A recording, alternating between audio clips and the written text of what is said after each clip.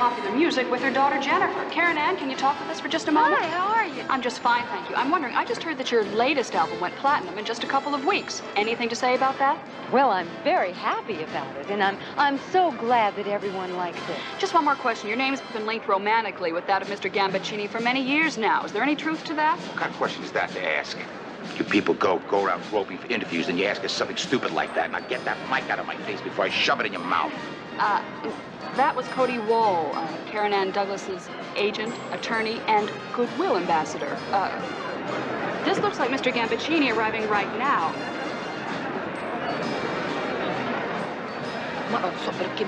And I believe that's his daughter Serena with him. It looks as though they're having one of their internationally famous arguments right here on live television. Excuse me, Signorina Gambaccini, could I talk to you for just one moment? Yes. Stai zitta, la gente qua. Please, just one quick question. Not now, sorry. Morning. Say goodbye. I'll see you in hell. Oh, dear. One of their internationally famous arguments. I wonder who this is. Excuse me, sir. Could you tell us who you are? Nobody, man. Wildcat Callahan's name. I got $10 million invested in that big sucker. I want to see if she floats. Oh, well, that was Wildcat Callahan. And, looks like we're about to start. Oh, my dear.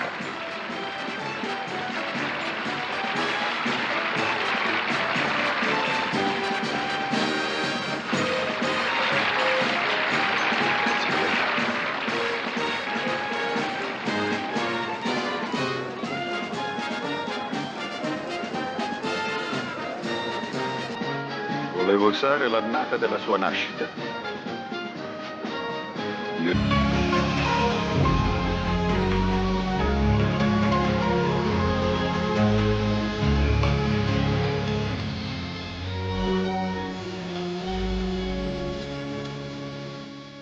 A couple of years ago, I opened a fortune cookie.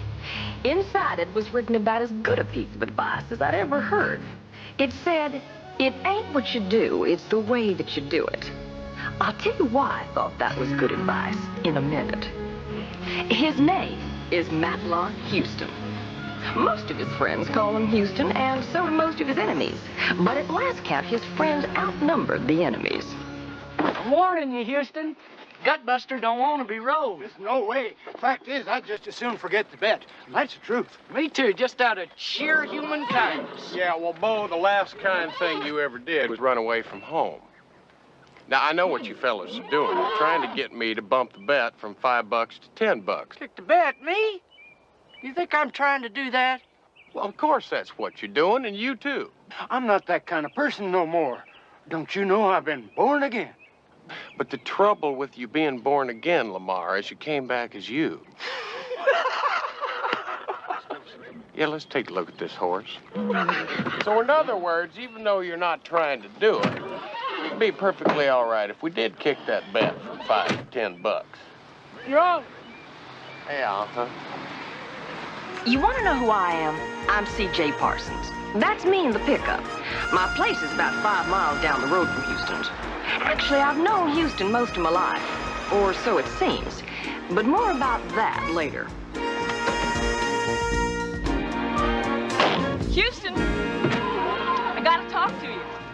Tell me about it later, CJ. I'm about to ride me a horse. You gonna put your body on that?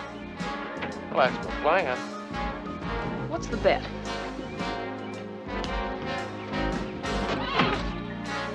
I'll take half. How little faith y'all have in me, you know? I mean, I got away with animals. Don't say I didn't warn you. Turn him out.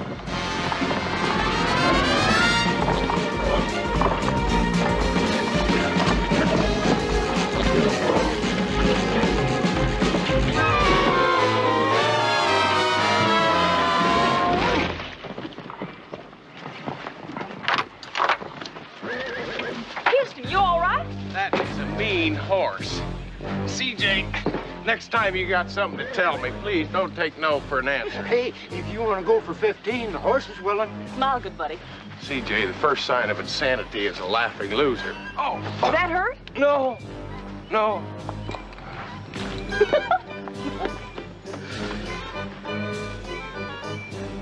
He's gonna get us for this. Yeah, I know.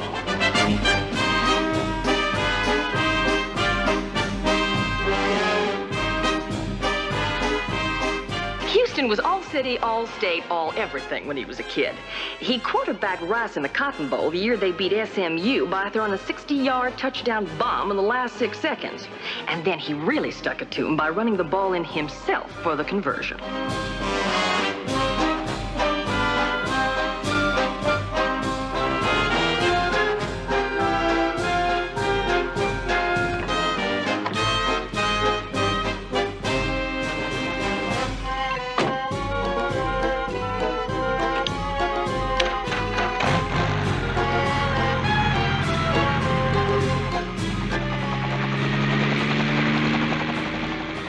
Houston's a Texan through and through, and most of his friends and business associates are Texans, including me.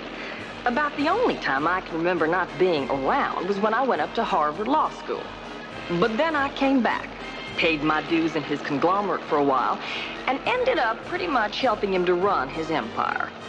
And it's an empire that might never have existed, except for the fact that he had a little problem with his daddy. Something about wanting to make it on his own. So, he packed up and left the Lone Star State and came to the state of the stars.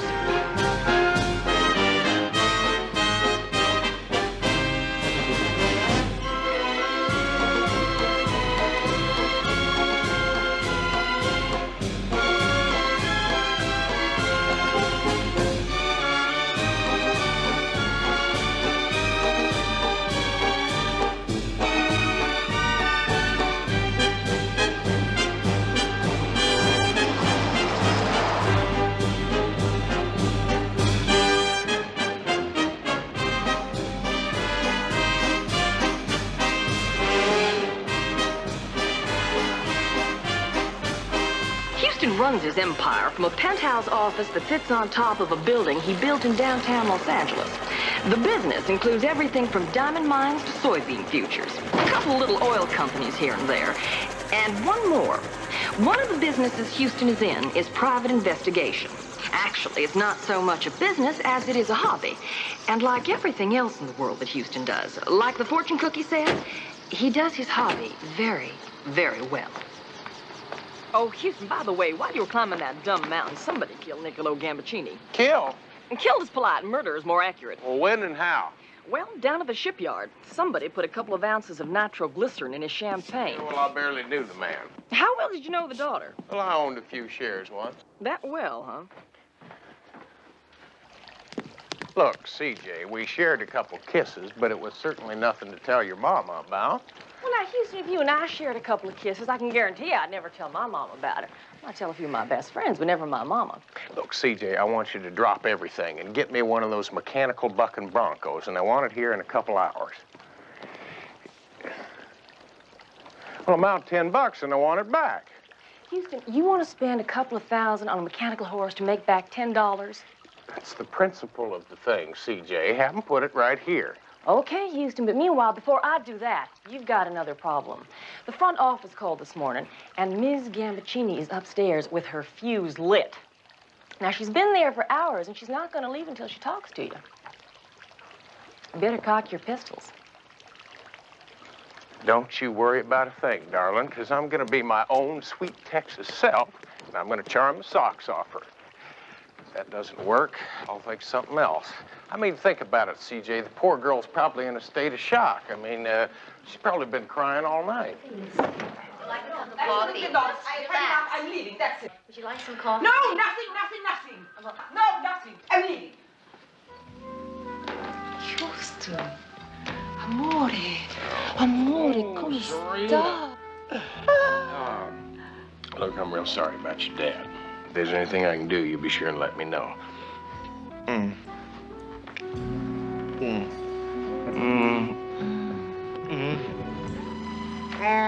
Turn off your motor. Look, I didn't know your father very well, but he was alive yesterday, so one of us ought to show a little respect here. You're so Texan. Yes, I am.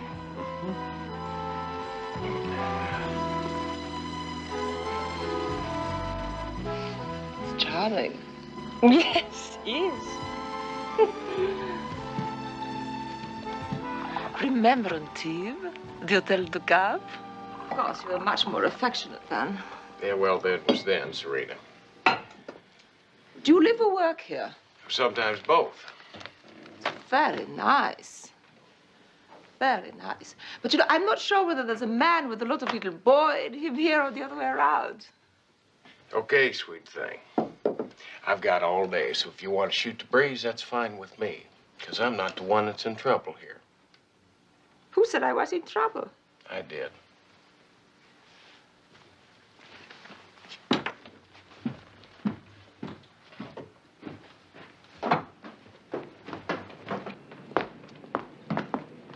Is this yours? Yep. It's cute. I am told you're the best private investigator around. I might want to hire you.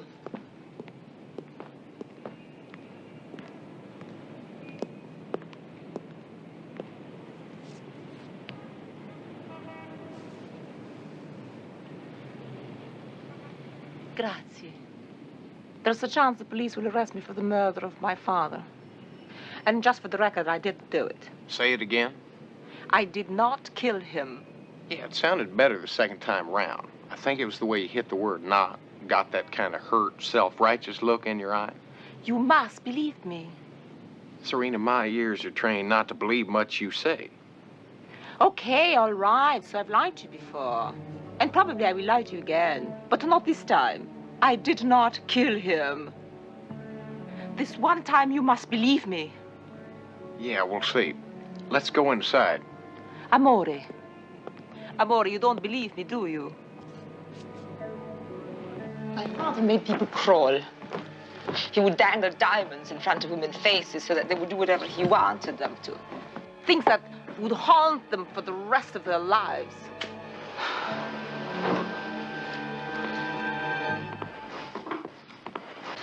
He was disgusting. I hated him, and he knew I hated him. Well, you didn't hate your inheritance. I don't have one. My trust fund, and that's all. Do you know what he did? He put a clause in his will that if he should die in any way other than natural causes, I mean, in an accident or in any questionable way, his estate automatically goes into long-term probate. I would have to wait 10 years before I see a penny. Now tell me, why would I kill him, eh? Why? You know I'll check this out, don't you? Houston, I would have to wait years before I inherit anything, darling. I'm not a fool. All I'd have to do is wait until he died naturally. Naturally. The man was crazy. Pazzo. He made everybody around him crazy. Lady Earth is the insane asylum of the universe. Maybe that's why UFOs don't want to land here. Look, have you got a bodyguard? Not with me in Rome. Besides, they're boring. You know anyone who'd want to see you dead? What are you saying? Well, I'm just asking questions. See, that's how I know I'm a detective. Will you help me? Serena, I will help you in every way I can. But you better be telling me the truth or I'm going to dance all over you. I'll give you anything. Anything? Yes, anything. Well, I already have all the money I want, and besides, you can only wear one pair of boots at a time, so we'll think of something else. Come on. CJ, we're taking Ms. Gambaccini on as a client. Are we? What a nice surprise. Not now, Mary. Thank you, darling. You know, things can be like old time if you want. Yeah, well, I'm going to try and find out who killed your father. I'm not sure that's going to help much, but that's what we're going to do. Now, where are you staying? Century Plaza. Well, I'll tell you what, on your way back over there, why don't you stop by Children's Hospital? Because you just might want to build a wing over there right next to mine when this is all over. I knew we'd think something. Yes, of course. Ciao, darling. Mm-hmm. Mm-hmm.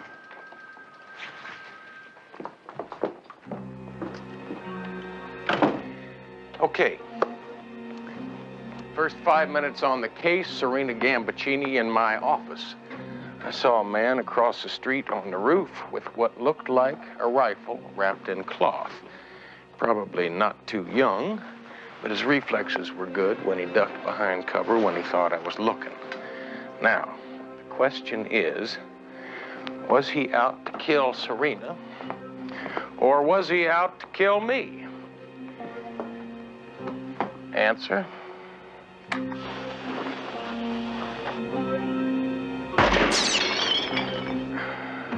Me.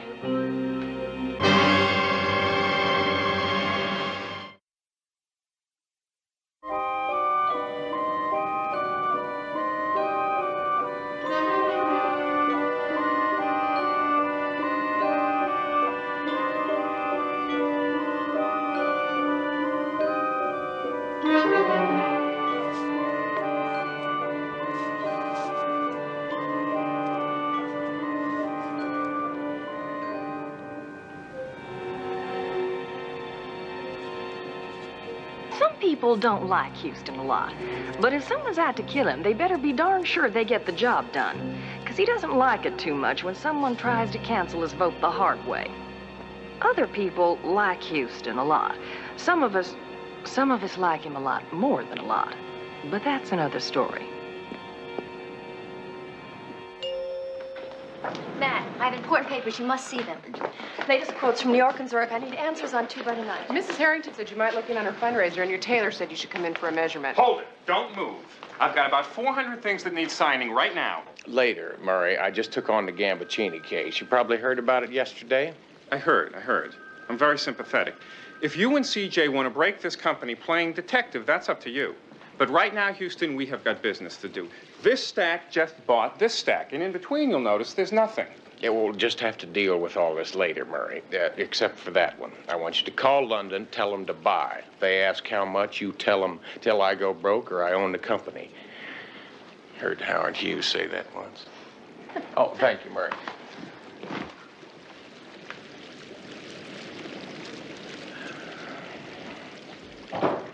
You ready for some baby talk? You betcha.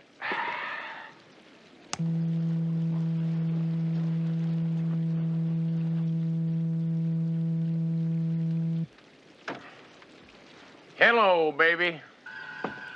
She loves me. How do you spell Gambaccini? Gambaccini, 2 C's, 1 N. CJ, won't you do this for me, all right? Okay, down to business. Now, 1, I want to know all about his will. 2, I want to know who all was at the ship's christening, who all was supposed to be there and didn't show up, and where they've been since then. 3, I want to know where the nitro came from, and who supplied the champagne that blew up. Somebody slipped him a bad year. Just joking, baby. 4. 4, I want to know all about Mr. Gambaccini's financial deals, who wins, who loses, all that kind of stuff. And I want to know exactly how much that man was worth. Gambaccini, worth. 5, call my tailor. He ruined my suit. Keep on working, see what you come up with. I'll be down at the boat. Sure wish I could go with you. I wish you could, too. Baby makes 3. I'm going to be back at the Well, look, I'll tell you what. Now, come on, I'll talk to you later. Bye now, girls.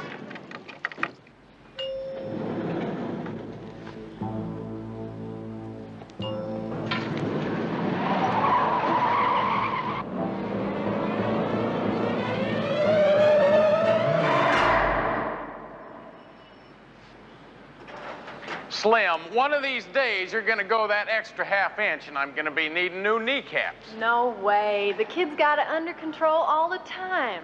Now, I just finished turbocharging her. She's a beauty, huh? Yeah. Sometimes I wonder if I'm buying these things for me or for you. Oh, just don't wreck this one, will ya? Fender and Body Works out of my line. Not completely. Houston, are we ever going back? You still miss Texas? But not as much. I started surfing. They do have a big ocean here. Some say bigger than the whole state of Texas. Yeah, well, you know how they exaggerate out here.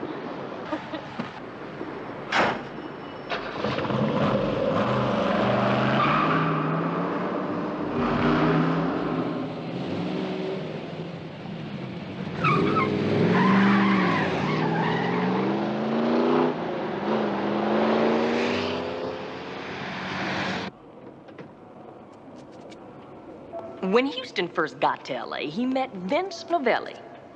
Lieutenant Vince Novelli. LAPD, they had a few go-arounds in the beginning, but before long, he became one of Houston's best friends. Millionaire killed in champagne explosion. Film at 11. What do you say, Ace? No one's left the Gambaccini after that? Shoelaces? One shoelace. Whom are you representing? Whom? Well, whom I'm representing is Serena Gambaccini. That's whom.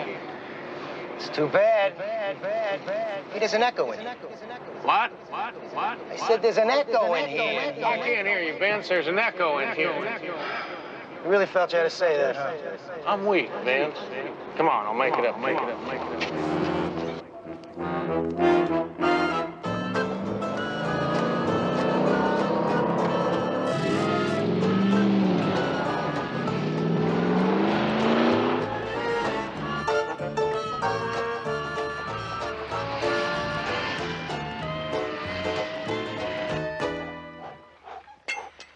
Someone tried to take a shot at me today. Anybody I know? Probably not. He was an amateur. I found a matchbook with the matches pulled off the left-hand side, so whoever he was left-handed. Well, maybe he was a professional acting like an amateur, try to throw you off. No, he was an amateur. If he was a pro, I'd be dead. He was an amateur. Yeah, that's what I just said. Why can't I do this? I don't know, Vince. Maybe you need glasses. You know, when you're shot at, you're supposed to let the law know, and that's like a given. Yeah, you're absolutely right, Vince, so now you're informed. Think it's got anything to do with Gambaccini? Well, it does seem awful coincidental that the minute Serena takes me on the case, someone takes a pot shot at me. Well, yeah, on the other hand, you only have 200 or 300 ex-cons that have grudges going with you, not to mention a few husbands. You know, it could be it's not related. Yeah, it could be that it is. Well, you never know. Look, Vince, when you're standing on Fifth Avenue on St. Patrick's Day, I don't believe you have a right to be surprised if the parade passed by. Wish I had said that. So do I. Including Serena, I've cut 4 suspects out of the herd because they all had 2 things in common. They all invested in the ship and they were all at the christening. Well, I'm very... Carrie Ann Douglas. She invested in the ship and she's been Gambaccini's mistress for the last couple of years now. Who's that with her? That's Jennifer, her daughter. Karen Ann's a one and only. Is there any truth to that? Cody Wall. One of the great human beings of our time. He invested too. And not only is he Karen Ann's agent as well as her lawyer, she is his only client. Next. Man, Wildcat Callahan's name. I got $10 million. Wildcat? Is he in L.A.? Yep. And he invested too.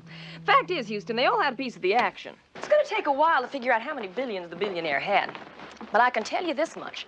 He had it spread from here to Bangkok. I'll work on it. Vince, tell me something I don't know about Gambaccini. Well, he was having an affair with a young mamselle in Paris a couple of weeks ago.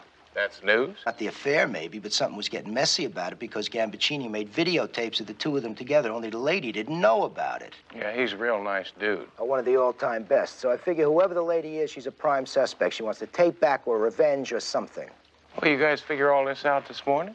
You're moving pretty fast on this thing. Well, I'm going to tell you something, Ace. If we don't get something concrete real soon, I'm in big trouble. I can only hold these people for 48 hours, then they're going to split to the 4 winds. You bet I'm moving fast. Yeah, well... You know, we're figuring your client is the #1 suspect, don't you? Oh, Vince, that's because you guys don't have any imagination. No, of course not. We don't have any imagination. Do you know that she was about to be cut out of her father's billion-dollar will completely? No. Did you know she tried to kill him in Paris a couple of weeks ago before he could change it? When the French police are trying to extradite her for attempted murder? No. Well, did you know she was supposed to be standing at his side during the christening and she left a snappy 30 seconds before he blew himself into the promised land? No. No, huh? And we don't have any imaginations. If you were about to be cut out of a billion-dollar will and put nitroglycerin in a bottle that was about to be smashed against the ship, where would you be? Philadelphia. At least. Notice how I know when to keep my mouth shut? Hi, Vince. Can I do something for you? Just my car. Houston's all cowboy, and where you find cowboys, you also find Indians. This one's called Charlie Eagle. Houston imported him from Texas, along with the rest of us. Now, legend has it, his great-granddaddy scalped Houston's great-granddaddy. They now have a different arrangement. How you doing, Chief? Hey, big time, what's up? Well, I'm working on the Gambaccini killing. Look, would you scout around and see if anybody on the street's got anything for sale on it? All right. Anything else? As a matter of fact, yes. Someone took a shot at me today. And what I'd like you to do is close up the stand and jump in your cab. Put the word out on the street. I want to know who wants me dead and why. Okay. Check you later. You got it. Someone tried to kill him? Paranoid, you know what I mean? He thinks everybody's trying to kill him.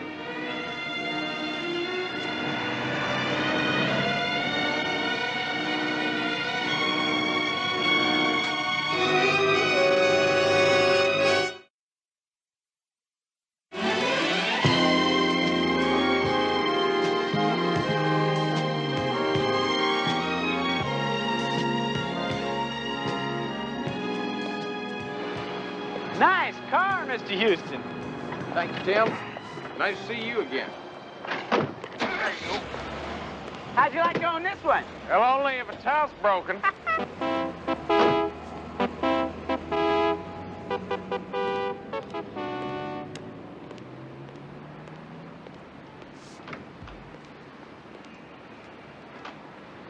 Daddy, look for this. It's Houston. Hey, Houston. You horse thief, what are you doing? How you doing? All right.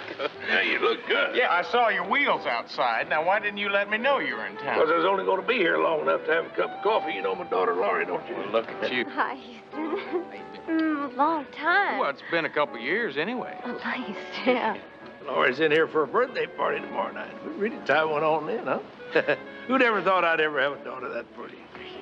Well, you've been away to school, haven't you? Yes, I've been back east. I'd like you to meet my fiancé, Preston Amory. This is Houston. How you doing? Look, keep your seat.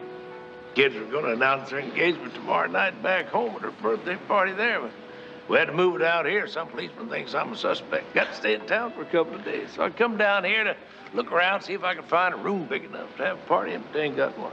Honey, I'm just going to call that friend of mine. He got a boat big enough. We can have 2 parties on if we want. Hope you don't get seasick. Oh, no, sir, I don't. Hey, look, I want to wish you both the best of luck. Thank you very much, Houston. You know, Preston there, he went to Yale. Say something in Yale, boy. He's kind of shy. Yeah, well, it's all right, as long as he got the degree. Buy you a little shooter? Well, I'll tell you, I'll have to take a rain check. But I do need to talk to you later about your friend Gambaccini. I think you're about the only one who will give me some straight talk about the man. I'll give your secretary a call. Tell her where I'm staying when I get located. Good enough. Why don't you leave some tequila for the rest of us? Huh? No, I ain't gonna do it. Good day. Bye-bye. Boy, he's a fine fellow, that one. I know, God, it's been such a long time.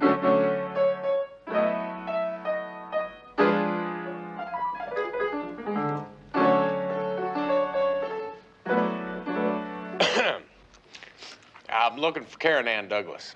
Who are you? Her hairdresser. Dressing room 1 with the star on it. Thanks a lot.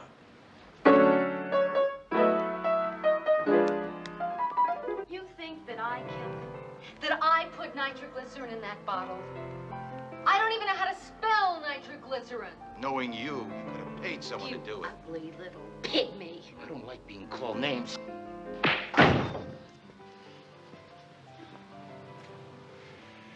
Who the hell are you? Gene Autry? I think you're about ready to leave. So does she. We're not through yet. Superstar. Yes, you are. If you don't mind, I'll let myself out.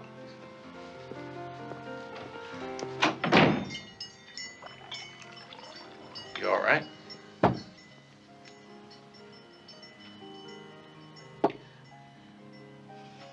Well, you're not the hotel manager. Not in $400 boots. Oh, I'm sorry. My name's Matt Houston. I'm a friend of Serena. The private investigator. She told me about you. What was going on with him? Oh, nothing. Just the normal client-agent relationship. Well, look, I gotta ask you a pretty tough question. Now, if it's none of my business, I'd appreciate you telling me that rather than lie, all right? Yes, I was Gambaccini's mistress. He owned me. He wanted to own everything. Like this champagne. Have you ever heard of the Chateau de Ville champagne? Oh, yes, I have. It's a small, exclusive vintner believed to be one of the two best, but I didn't know it was available anymore. Why? Gambaccini wanted to own all the Chateau Champagne. Now, how do you think he went about doing that? Probably by forcing the vintner out of business and then buying the estate at a bargain price, given the pieces of information I've been getting. That's exactly what he did. And now every year, all the champagne has his name on it.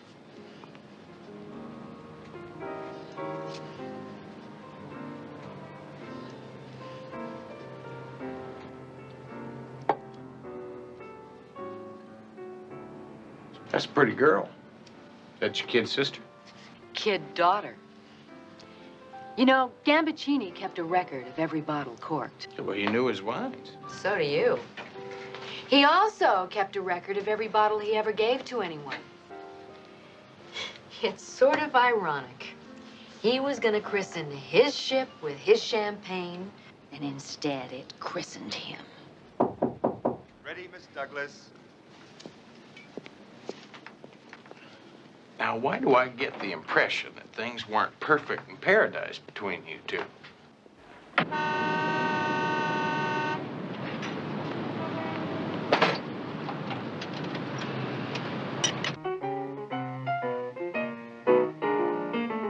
Don't know when I've been so blue. Don't know what's come over you. You found someone new. And don't it make my brown eyes blue? Hold it, Miss Douglas. Guys, you're supposed to go to blue on bar 12.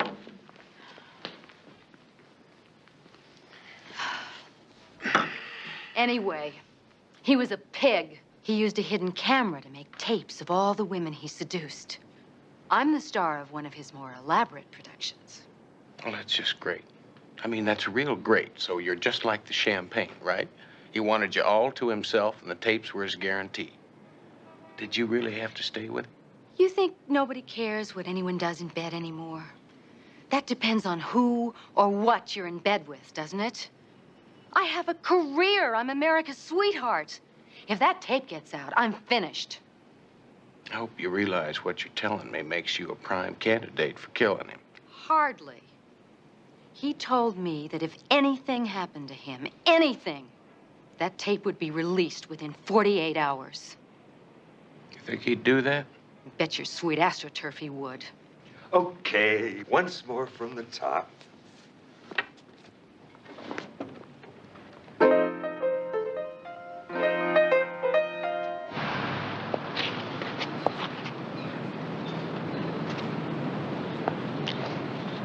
I didn't mean to treat you bad. Didn't know just what I had. But honey, now I do. And don't it make my brown eyes, don't it make my brown eyes, don't it make my brown eyes blue. Okay. Take 10, everybody. That's a nice song. Nice man. Thank you. So tell me, where's the tape now? You tell me. I've got less than 48 hours to find it. If I don't, no more songs, goodbye, Karen Ann Douglas. With him alive, those tapes were safe. I hated him, but I didn't kill him. You know, that's what Serena said. The exact same words. And so far, we got one man murdered and nobody killed him. To nobody. Hey, Vince. Hey, looks like we're plowing the same field. Yeah, and you're 10 steps behind the horse. Well, I better step in something because the 24 hours is going fast and I still got nothing to hold anybody on. Yeah, well, if you're going inside to talk to the lady friend, she didn't do it. How do you know? She just told me. You did it again.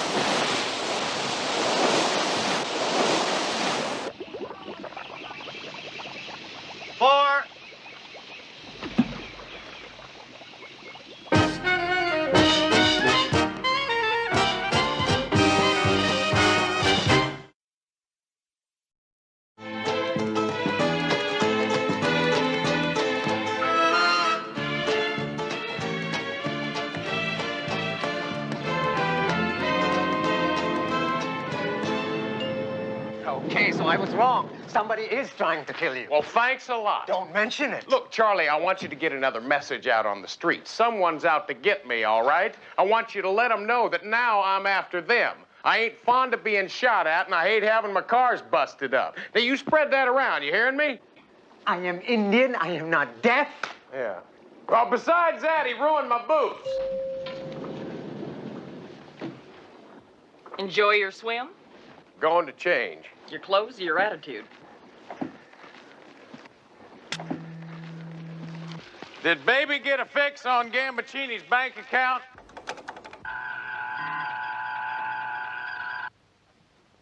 $2,456 with 9 zeros lira after it. Yeah, well, the 2,456 I can understand, but what do all those little O's mean in paycheck money?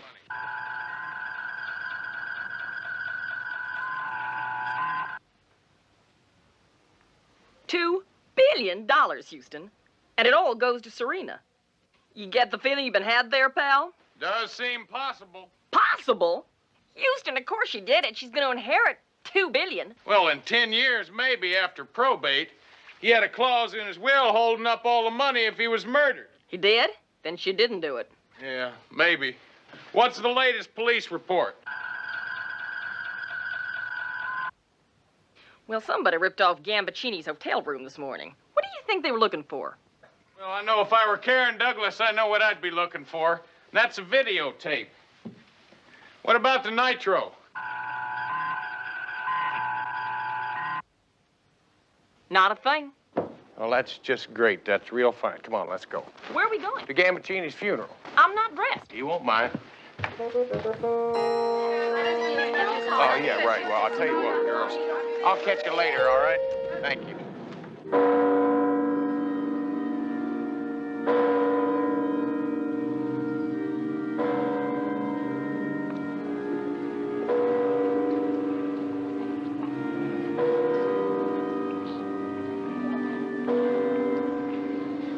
Houston figures if all your suspects are in one basket, you better watch that basket. Now, Serena inherits $2 billion only if he dies a natural death. So she wouldn't want to kill him. Karen Ann's career goes down the old tubes if he dies, so she wouldn't want to kill him. Karen's Cody's only client, and if she falls, he falls. So he wouldn't want to kill him. And Wildcat invested a fortune in Gambaccini, so he wouldn't want to kill him. So, Houston's problem is, no one in the basket figured to kill Gambaccini. That's Houston's problem.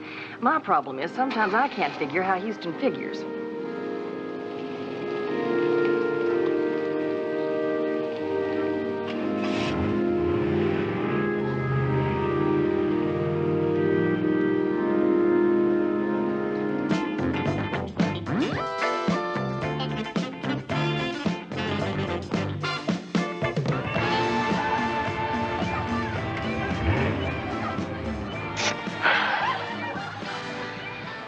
Sounds like a party.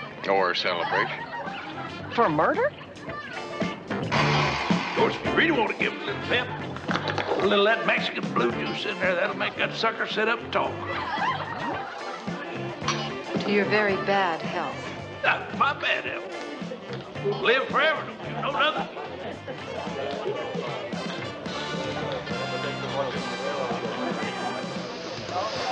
Best looking group of ladies you ever brought by, Taffy. It should be. I see most of them in first class. It's the way it's gonna be from now on. First class. Hey, Jack, why don't you move around and see that everybody's got something they want? Come on, let's go for a swim.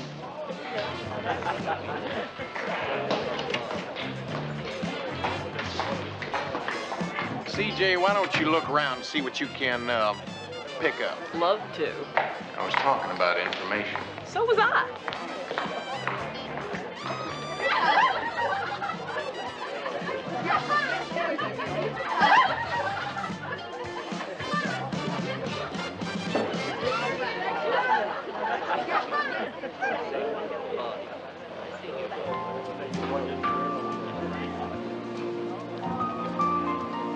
Get out. Go turn into a pumpkin.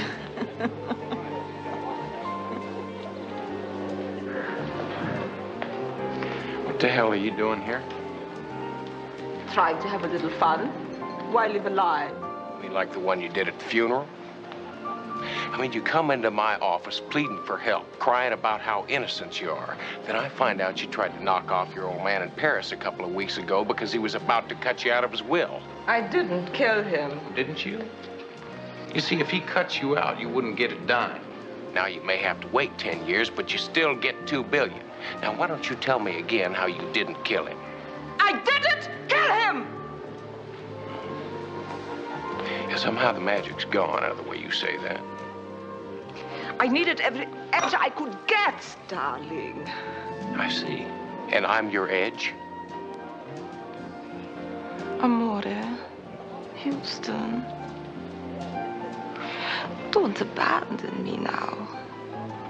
You're the only one I have left. And lady, you better get yourself out of here. Because the way I feel about you right now, they could get you for impersonating a human, and I don't believe I'd argue it.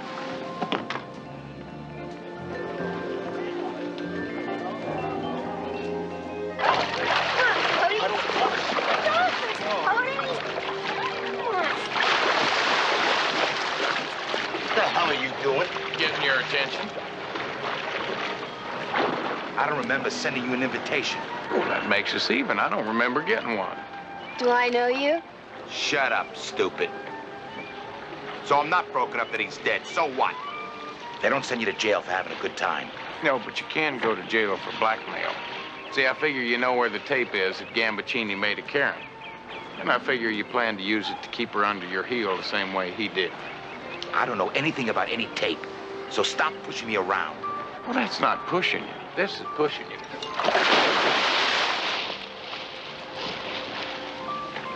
See the difference?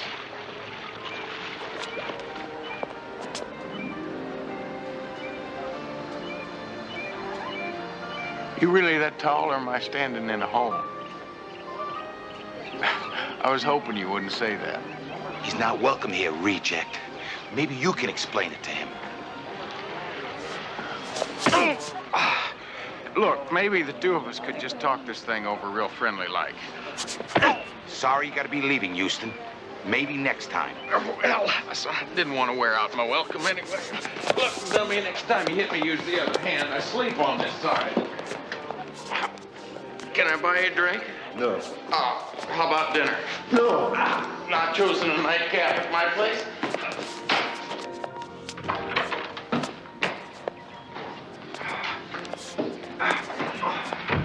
Come on, Hunter boy. Are you sure we can't talk about this thing? No. I don't like your face. Well, me neither. It's a terrible face. I think your nose should be moved. Oh, well, I wouldn't go quite that far. I would.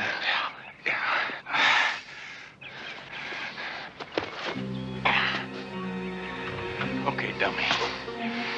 Let's see if your 300 pounds can stop a 45. Come on, I'm begging you. Houston, what's going on? Get in the car, CJ. This dummy just smartened up.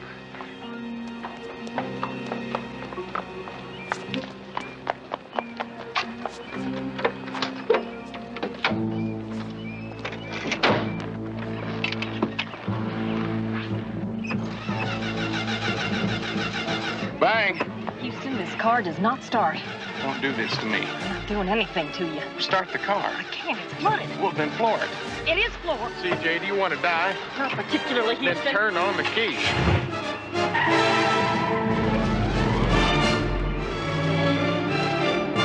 It's Diamond Dead, Pair of Hearts, Gilly's Gal, Vanilla Skate, and Johnny Pataro on the outside.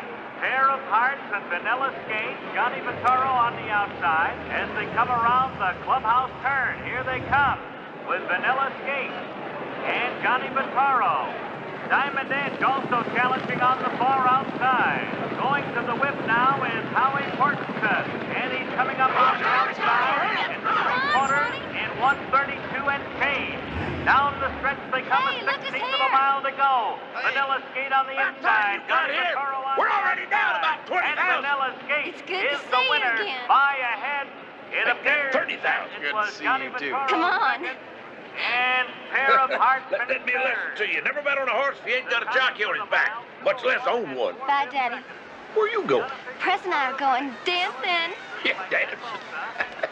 Yeah, wouldn't you like to see an old boy Yale dance? Yeah, you really got something special there, Wildcat. You know that, don't you? Yeah, thank you. I do. I just don't want that boy hurting her. Don't want anybody hurting her for that matter. Well, I don't blame you. Yeah. Oh, I know he's not perfect, but she loves him. But Yale? Oh, you know, I never knew a billionaire who ever went to college.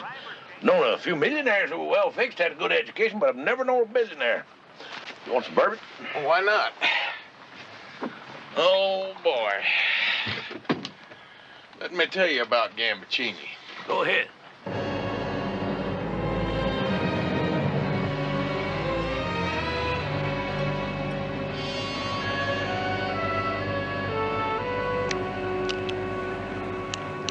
So you have to find out who switched the private bottle of champagne for the one with the nitro in it, huh? That and who had something to gain by having him dead. That lets me out. Boy, when he blew himself to buffalo chips, he blew me right out of $10 million I had invested in that boat of his. Well, what about the insurance? The insurance might cover the hull, but the boat goes into his estate. It could take 10 years to probate that estate. Meanwhile, you got 250,000 tons sitting there rusting up. Any way you look at it, I blew $10 million. I got a lot of money, don't get me wrong. But ain't nobody can afford to lose $10 million.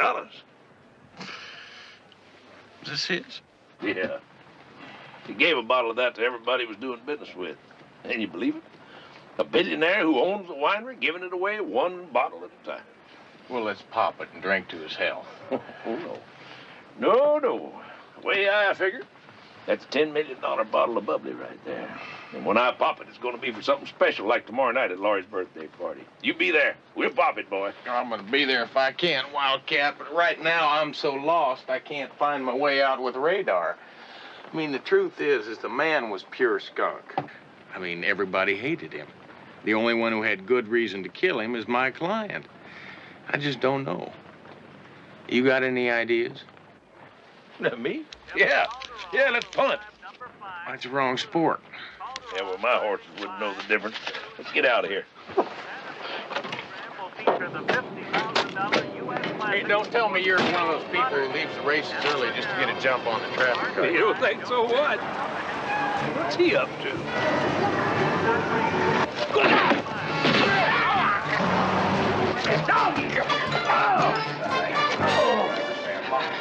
Are you all right?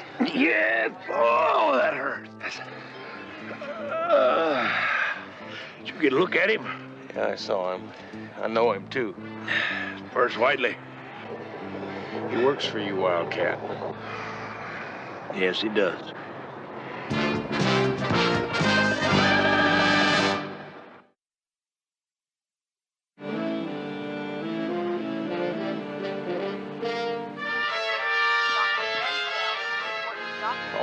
All right, that's enough. Any more bandages and I'll look like a darn mummy.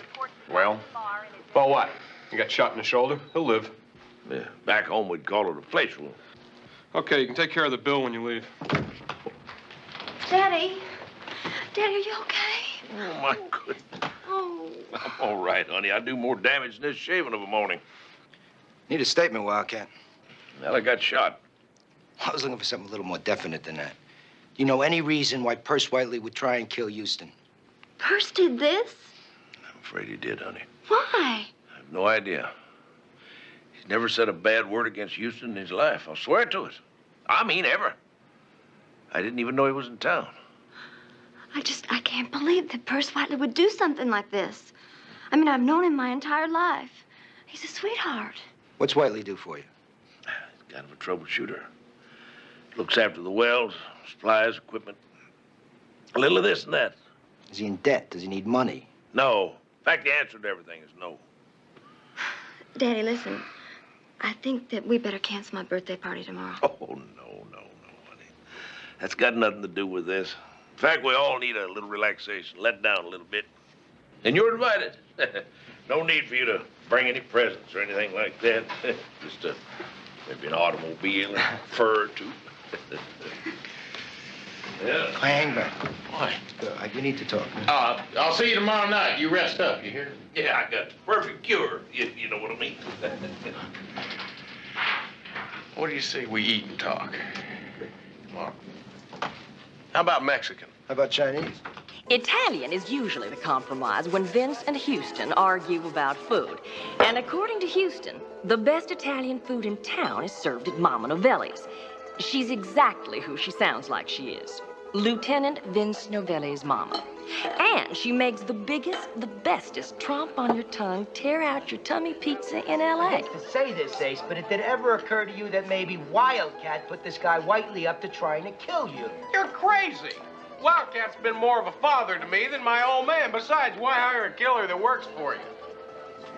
What's the matter with the cannelloni? Oh, cannolis are just fine. Che cannoli? Cannoli is a cake.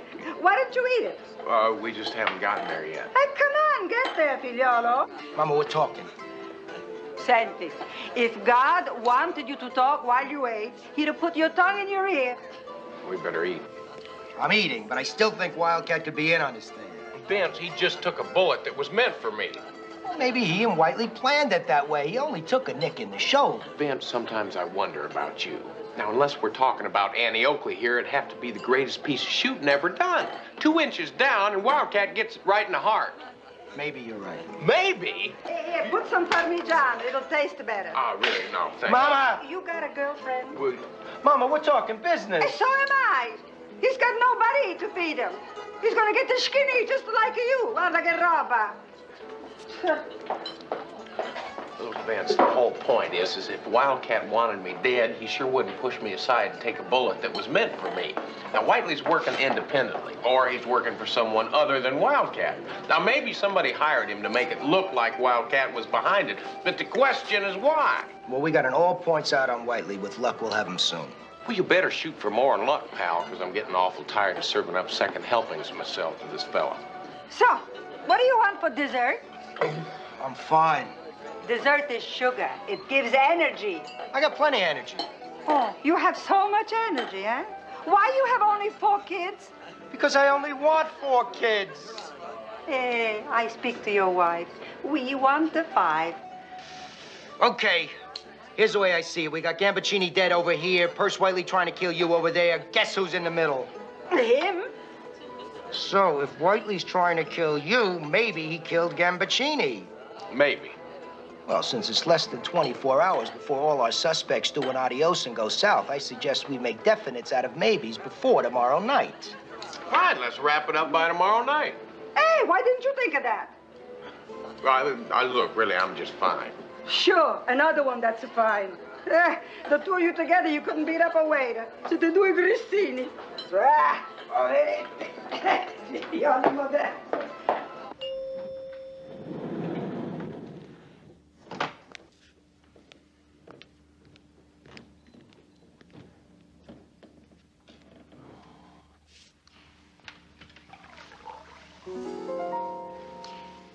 I'm only half asleep. Well, I'm only half awake. How'd you get in here? I told one of your secretaries you were expecting me. She didn't seem to mind. Yeah, well, I teach square dancing 3 nights a week. So why don't you tell me why you're here? I got shot at a couple hours ago, and my sense of humor is a little on the ornery side. I'm here because I feel really disgusted with myself for what happened at Cotterwolf's. And I would just like to make things right.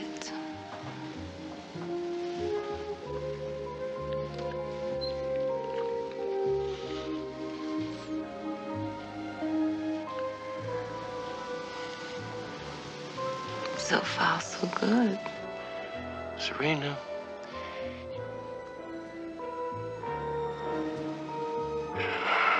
Never mind.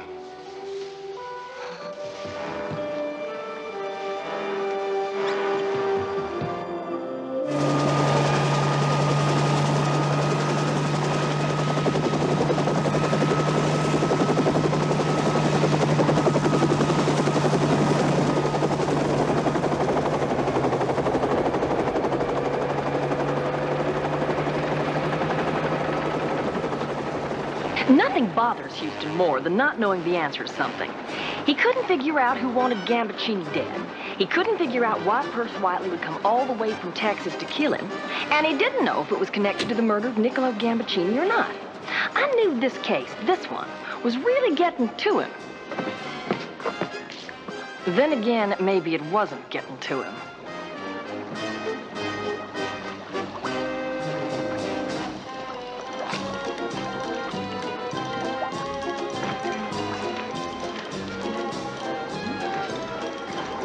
Ciao.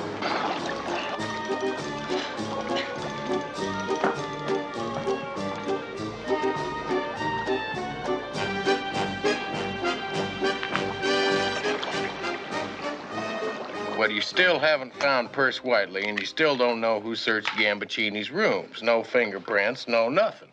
We're doing just as good as you are. Thanks. Don't mention it. What? Oh, not you, Vince. Look, any idea when the rooms were searched? Just speculation. Couple of hours after he was killed. Yeah, well, whoever he was, he wasn't wasting any time. Fine. Who? Boss, I did it! Jackpot! Jackpot! Can I call you back? What'd you get? Well, Mr. Perce Whiteley hasn't been seen in Houston for 2 days, and part of what he does for the oil company is handle explosives and he had access to nitroglycerin. Thanks, CJ. And I also checked around one of my old buddies who works down there, and he told me that some nitro had been reported missing. 2 whole ounces. Of course, they're trying to keep that quiet. Oh, I don't blame him. You don't want that stuff sneaking out of the bar. You don't. So that's it. He's tried to kill you at least 3 times. He was in town. He had the nitro. He did it. He killed Gambaccini. I want a raise. Talk to Murray. There goes my raise. We still don't know where Whiteley is. Easy, find him. Yeah, but how? Well, that's also easy. Advertise. No, I'm talking really big here, you know, like huge. Something really tremendous. Well, how about several bouquets of glads and mums just woven together? Now, that would be very grand.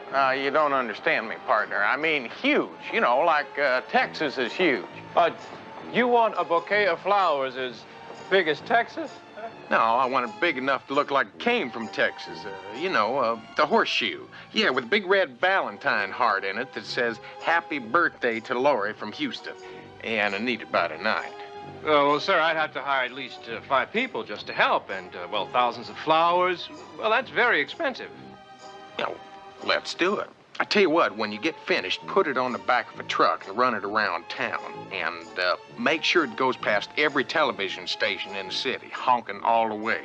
And deliver it to this address by 4 o'clock. Sir, do you have an account with us? I have some friends that do.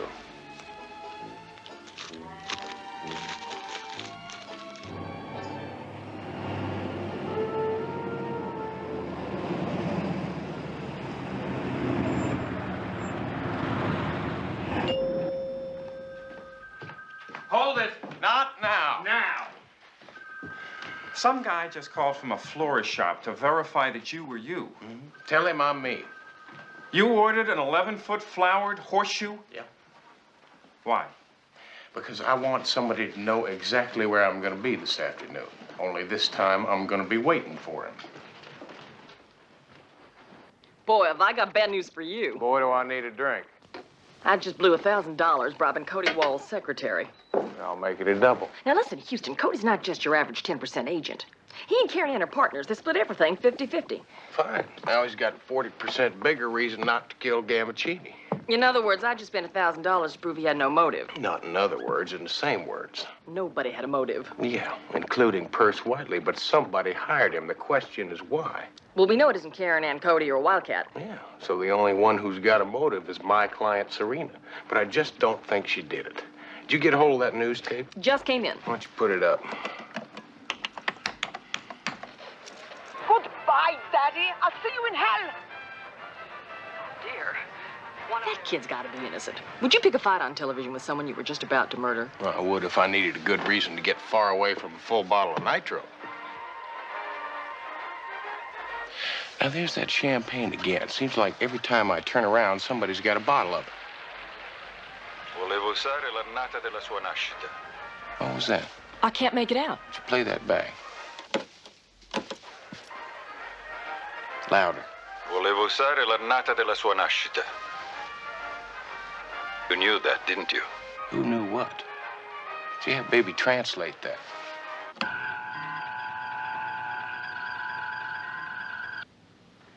The year she was born. What does that mean? I don't know yet. The year she was born. Who? Boss, there's a surprise for you in the gym.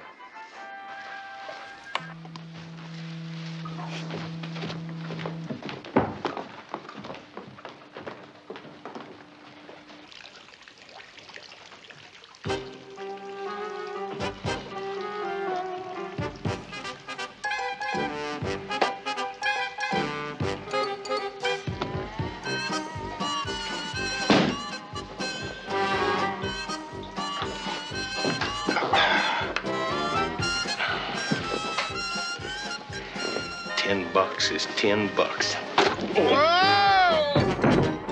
Thanks a lot. Houston!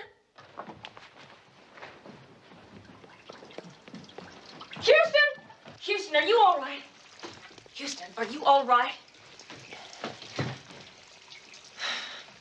What are you doing down there on the floor? Resting. Now, you listen to this. Cody has just filed a legal action to prove that Karen Ann and Gambaccini cohabitated for years. He'll win, too.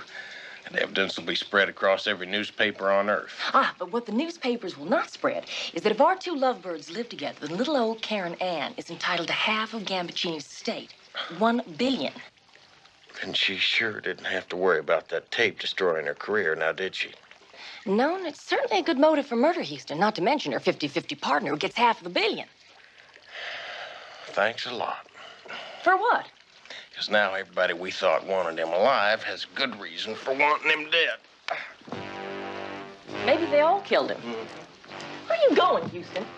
Where are you going? I'm going to Cody Wall to see if I can find those videotapes. I want to know who's on them. I also want to know if he happened to hire a man named Perce Whiteley. Charlie, follow me. Hold it. In a minute. CJ, have you had lunch yet? No, but I'd love to. Good. Murray, take CJ to lunch and put it on my tab.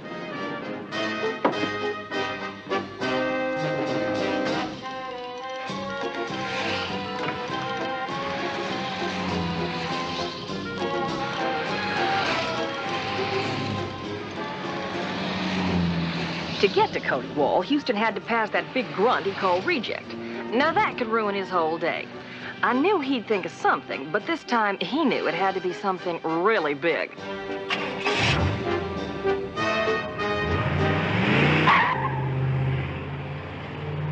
No, I don't want it covered up. I want it spread across every single newspaper in the country. Now you listen to me. I'm giving you the inside track on the story of the century. Yeah, that's right. Karen Douglas and Niccolo Gambaccini. That takes care of that. Maybe. What do you mean, maybe? Everything except. Except what?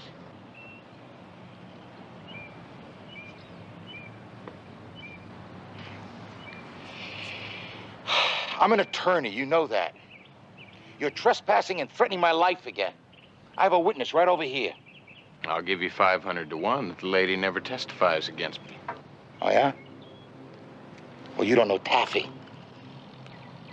No, Cody. You don't know Taffy. I think I'll go buy a pair of shoes.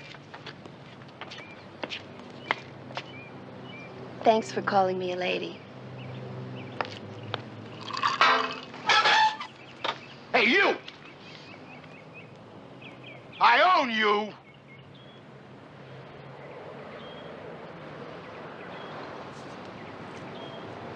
Okay. Beat me up. Go on. Punch me around. You know, if I didn't think you'd enjoy it so much, I might be tempted. Now, why don't you tell me again how you didn't have reason to kill Gambaccini? I didn't kill Gambaccini. Fine, you hired Perce Whiteley to kill him. Who's Perce Whiteley? Still don't know who Perce Whiteley is? Why don't you break everything in the whole house, huh? How about that one? That one's real expensive. I know, that's why I saved that one for last. Now, what about Karen Ann? Maybe she hired Whiteley. Go ask her. I will. Now, you tell me about the other tapes. What other tapes? You remember this one? It's real expensive. Now, you better start talking to me or I'm going to break it over your head, which is not real expensive.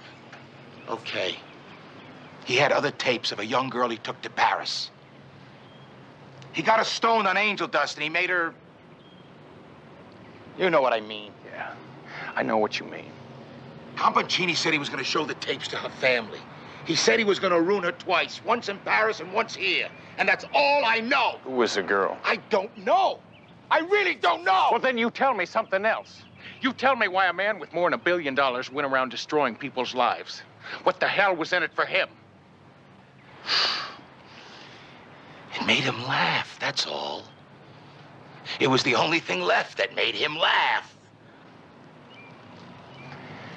Really make my skin crawl, you know that? So I'm not the nicest person in the world. So what? When I get the money, I'll buy nice.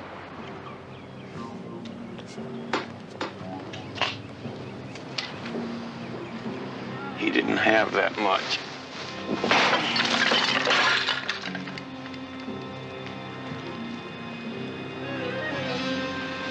Reject!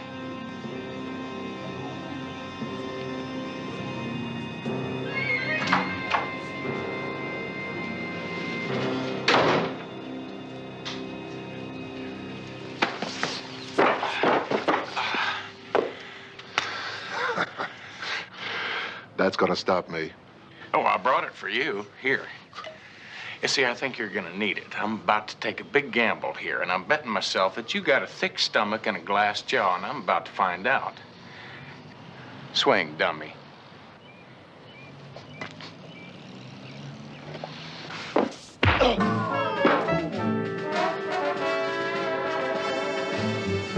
I think I just lost the bet.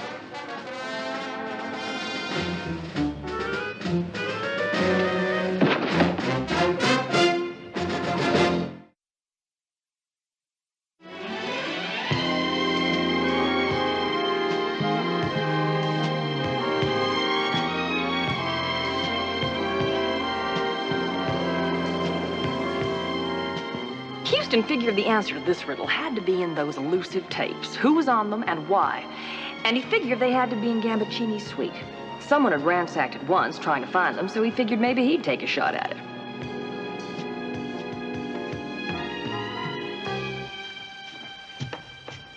How you doing, Houston? Pretty good. How's Monica? Oh, fine. How about the kids? Oh, wonderful. Good. I need a favor. Uh-oh. Lieutenant Novelli's not gonna like it. Oh, come on, Bob. Now, didn't I give you a sure thing on the Super Bowl? Novelli won't mind. Thank you, Bob. Oh, think nothing of it. In fact, forget it.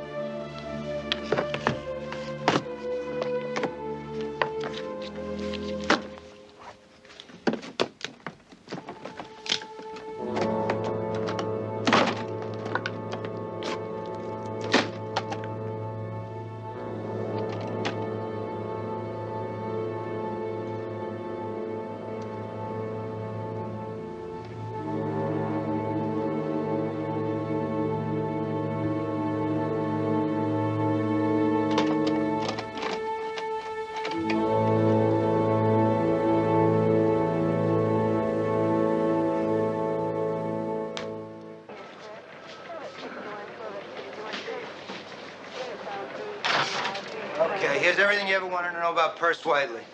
Now, what do you want to know? Everything. Everything. Let's see. You sure you want everything? Come on, Vance, read it. Percival Albert Whiteley, age 43, no prior arrests, high school graduate, married at 18. Here's a picture. Plays semi-pro ball, good work record. Wife dies in 56, had a mental breakdown, recovers, joins the Army, good service record, honorable D, goes back to work for Wildcat. How did his wife die? Childbirth. He's out of the Army again, right? He goes back to work, good work record again, rises to foreman. Stop. I'm stopped. Come on, what are you thinking of? Speak. You want a real shot in the dark here? I'll bet you his wife died on February 14th, 1956. She died, that's right. How did you know? What do you know that I don't know? Hey! Oof.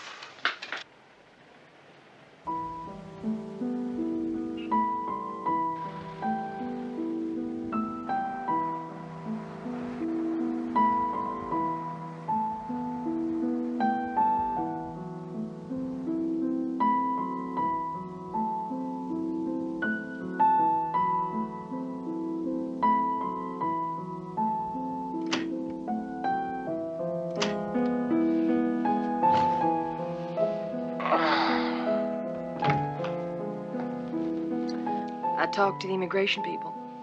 You were right. Yeah, I know.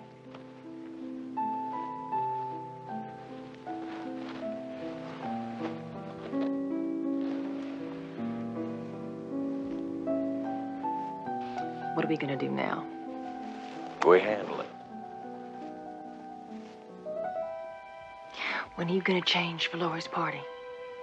About an hour. I want you to call Serena, Karen Ann, Cody, Wildcat. Tell them to get there early. Tell Vance I need that silver vest he gave me. All right. You okay? Yeah, I'll be all right. Just need a little time to think.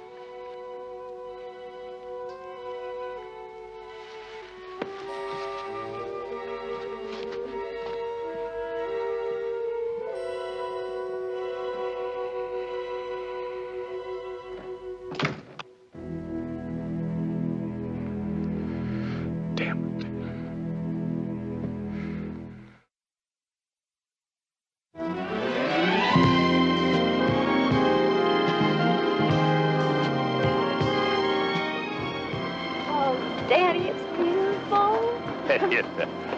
Beautiful party for a beautiful girl. Thank you, Daddy. Oh, don't you know he paid £1 or $2 for this sucker? Ooh, it's a big boat. Move it, will you move it? We only got a couple hours before the party starts.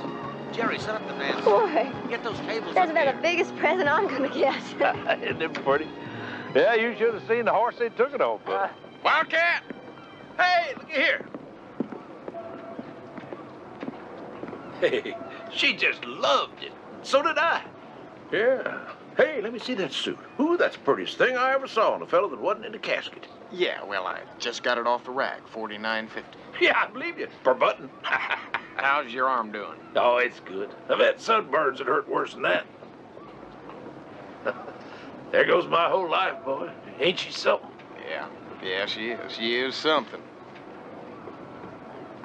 Well, I'm about to pop the cork on a $10 million bottle of champagne. I'd like to have you join me. Well, you pop it. I'll be right back.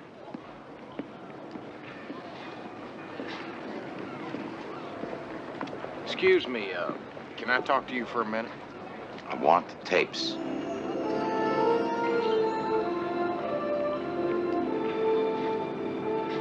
Got a little something for you.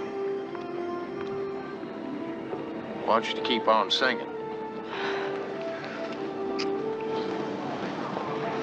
Thanks, cowboy.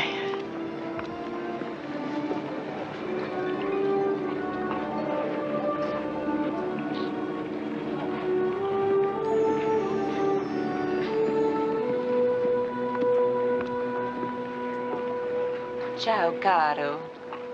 Come stai? I want to talk to you for a minute. Got your father's tape, Karen Ann. It's for sale. What do you mean? I mean, it's for sale. You want to buy it? Why should I want it? Well, I don't know, but I'm about to find out the truth about you. How much would you pay for it? $2 million? How about 3? Yes. 4? 5 million, maybe? Darling, $1 billion is 1,000 million. 5 means nothing. Why? Why not? No, you tell me why. You don't leave me a graceful exit, eh? I didn't mean to.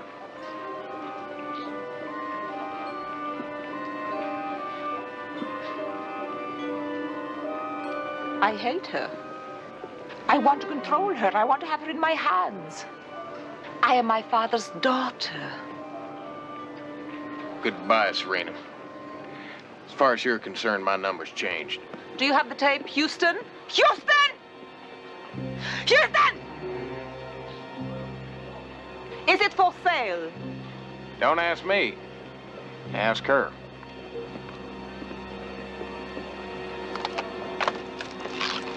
Karen, stop it! Stop it! It's proof that you live with him. We need it in court. It's worth $500 million. Brava. Damn it, Houston!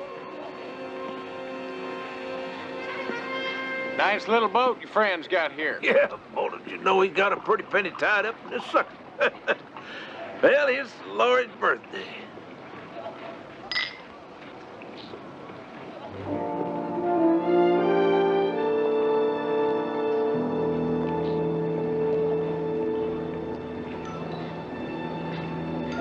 $1 million bubbles, they don't really taste that good, do they? You know I love her, don't you, Wildcat? I mean, you've been half father, all friend to me all my life. You know I'd never do anything to hurt you or your family. I know that, boy. Yeah, well, this isn't easy.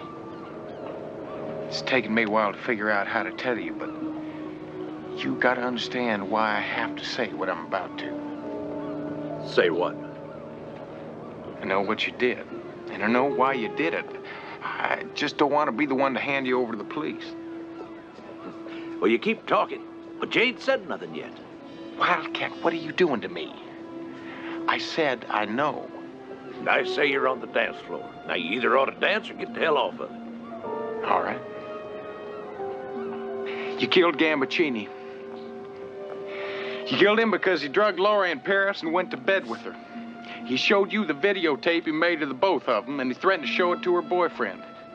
You took the nitro off Perce Whiteley's rig, you put it in a champagne bottle, and you blew him to kingdom come. You telling me I'm the one that switched the bottles? No, Wildcat, you're telling me. And that's the second time. Whoever said anything about the bottles being switched except you? That's pretty slim proof, boy. You'd have to have an awful lot more than that. Yeah. Laurie said she was back east. Immigration says she was in Paris. Any law against taking a little trip to Paris? Look at the bottle, Wildcat. It's got the year she was born on it, 1956. The same year that Gambaccini wanted to use at the christening. So it's 56, so what? He gave you a 71. Here's his record. Now, how could you have that bottle unless you were the one that switched him? It's the wrong year.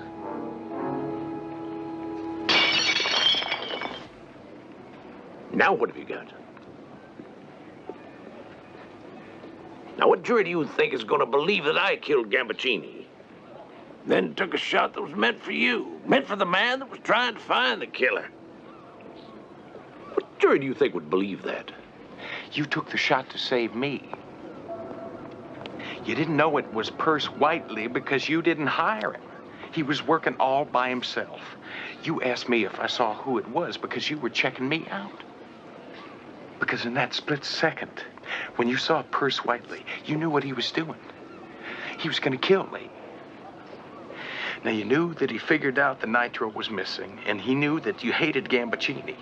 He knew that you were at the christening. Wildcat, you.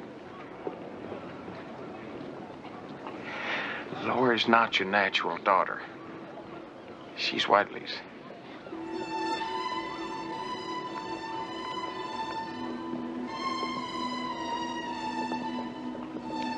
You're right, of course, boy.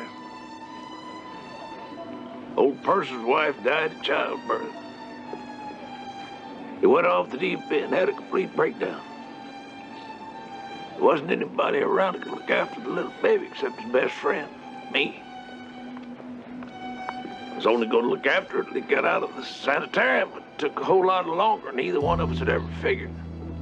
The time he finally came home, I was the only father she knew.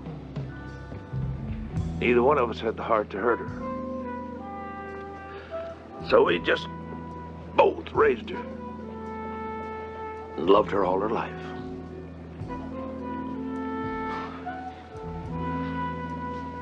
Did you get that tape, boy?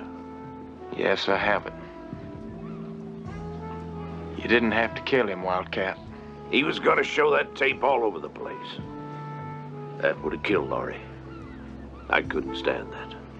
No, but you could have come to me. We could have worked something out. You didn't have to kill him. He's here, isn't he? He is.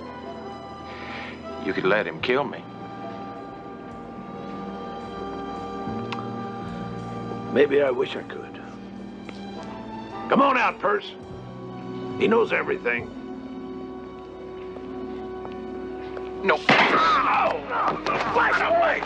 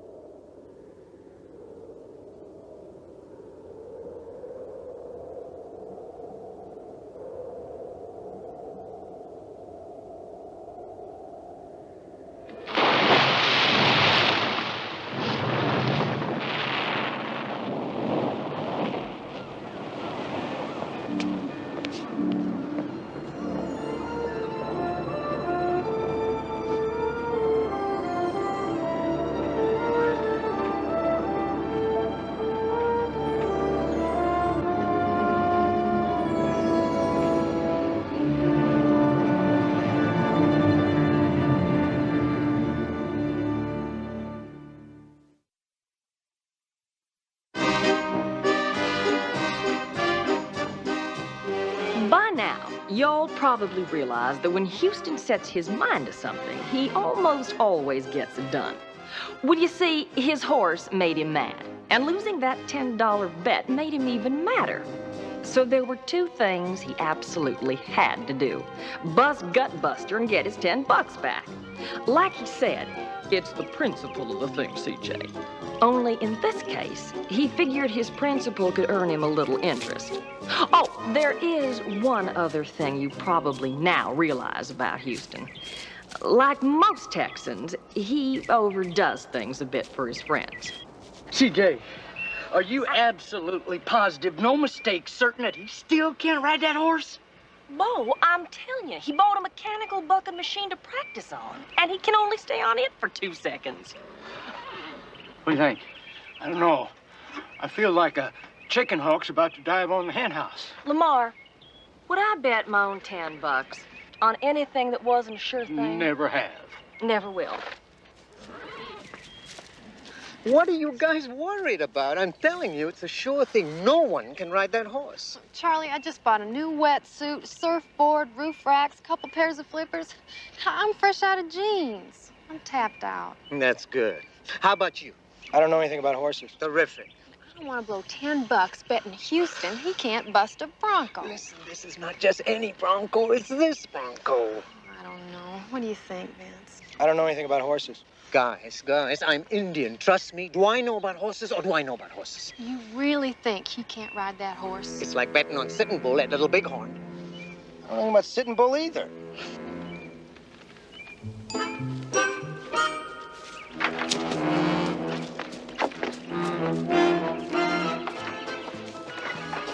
Well, don't just sit there. Do I have a bet or don't I? Bo? You're on. $10 says you can't ride that horse. Lamar? Same bet. Mm-hmm. How about you, CJ? I'm in. Charlie? Why don't you make it $20? No, 10's my limit. How about you, Slim? You sure? Look, I'm Indian. Bet. Vince? I don't know anything about horses. But $10 says you can't ride them. Thank you, Vince.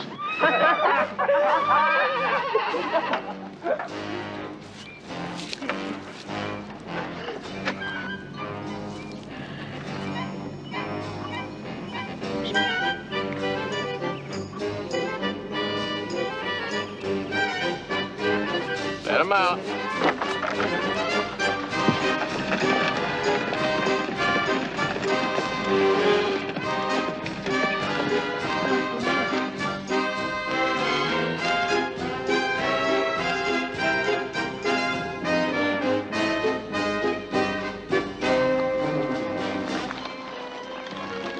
Thank you.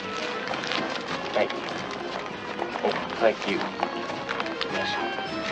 Thank you. Thank you, Vince.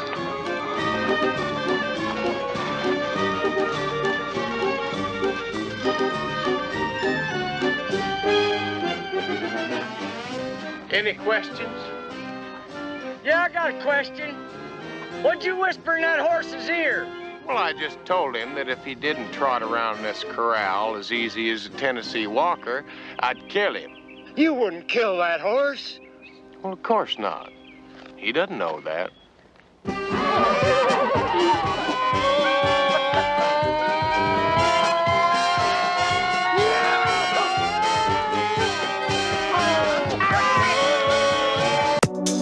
Neon lights, they call my name. In this city, no one's tame. Shadows dance, they come alive. Feel the beat, it's how we thrive. Electric wires spark the night. Pulsing rhythms feel so right. Lost in motion, time stands still. Riding waves, we chase the thrill. Heartbeat racing in the dark. Every step ignites a spark. Feel the bass, it's in our veins. Dancing through electric chains.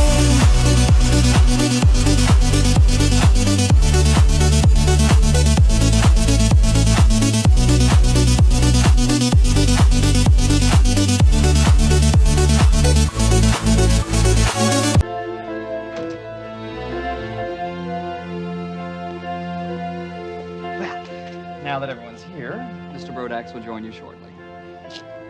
Let me guess. We all got the same telegrams and the same copy of Brodax's latest edition.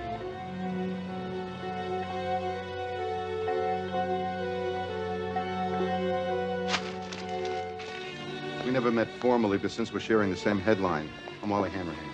Frank Graham. Of course, you recognize Carl Ross and Cindy McNichol. I think you're the best magician in the world.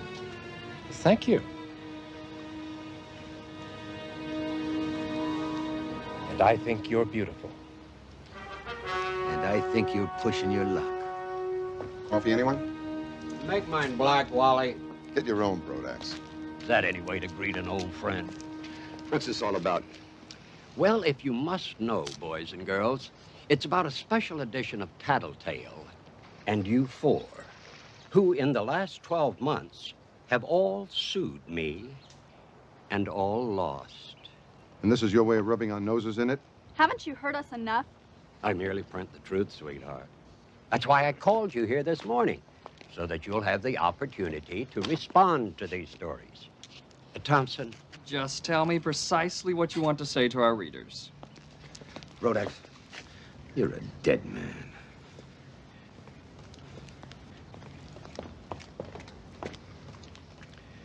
Take down Mr. Ross's words exactly, Thompson. I don't want the champ to accuse us of misquoting him. Mr. Graham, how about you? Words are your weapons, Brodax. I've got my own.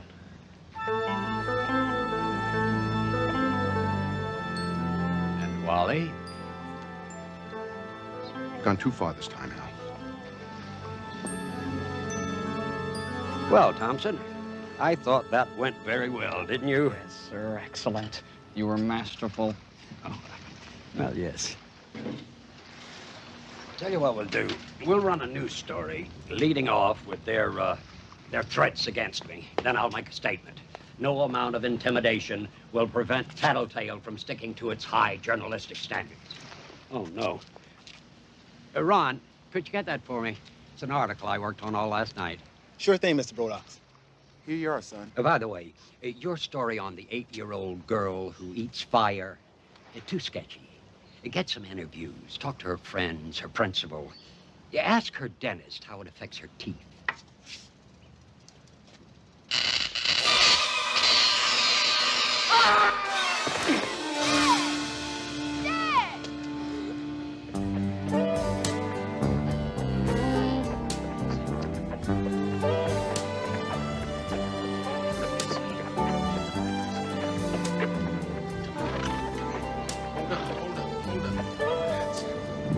That's it. Now, don't you worry about a thing, little buddy. We're gonna get you all fixed up and go back to your rescue friends.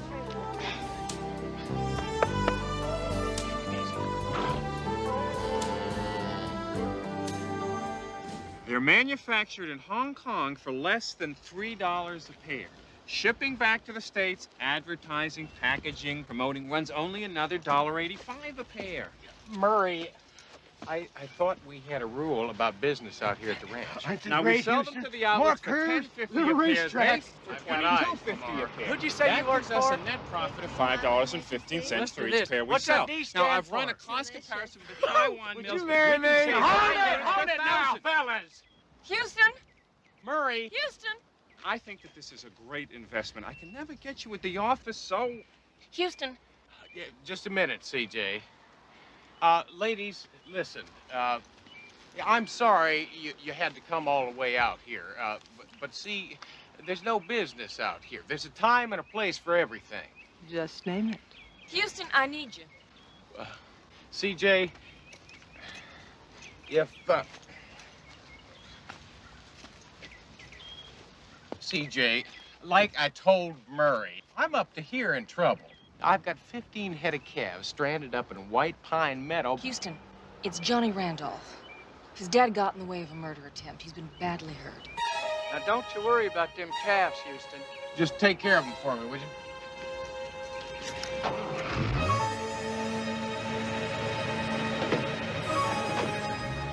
Okay, girls. Back in the bus.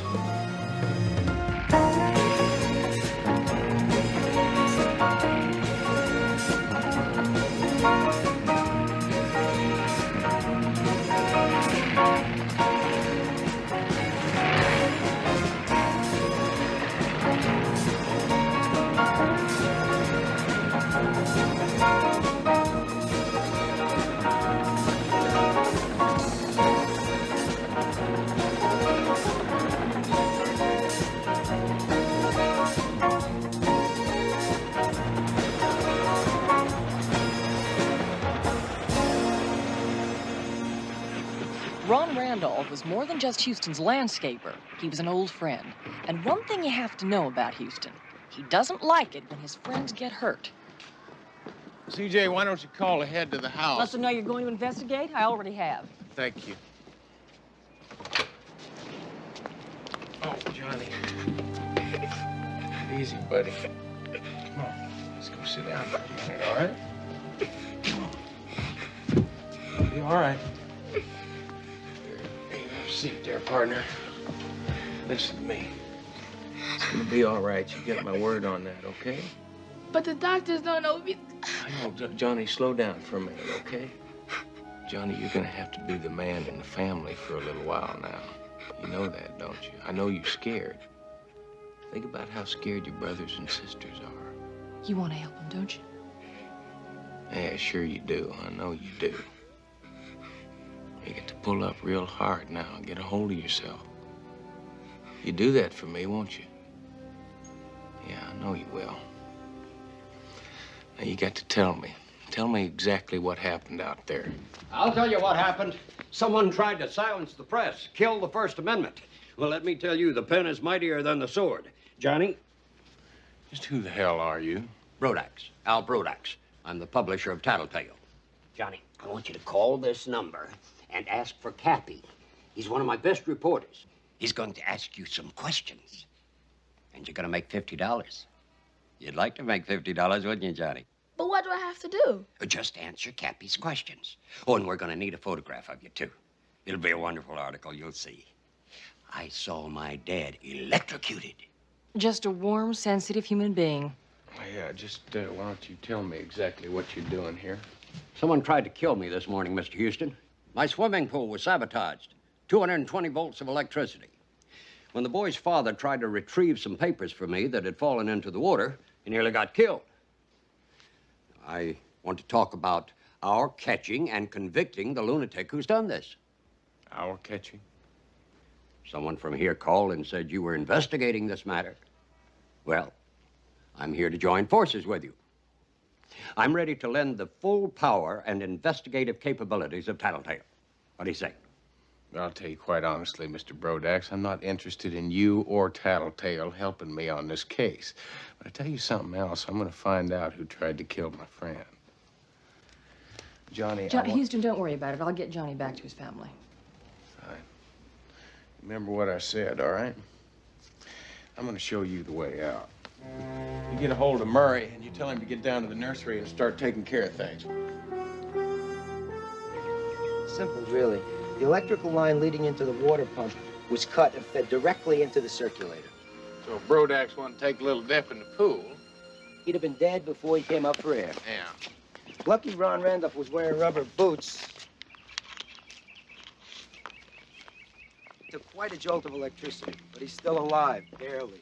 Vince, how tough would it be to really change that kind of wiring? It's a cinch for anybody with a basic knowledge of wiring and electricity. So let me guess, our would-be killer was wearing gloves so there aren't any fingerprints? Yes, but we are not completely without leads. Losers of the year.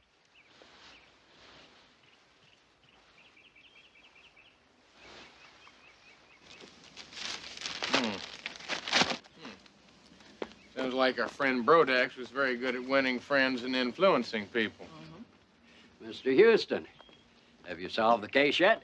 Well, I'll tell you, Mr. Brodax, Lieutenant Novelli and myself were just going over the suspects when he handed me this. Eye-catching, isn't it?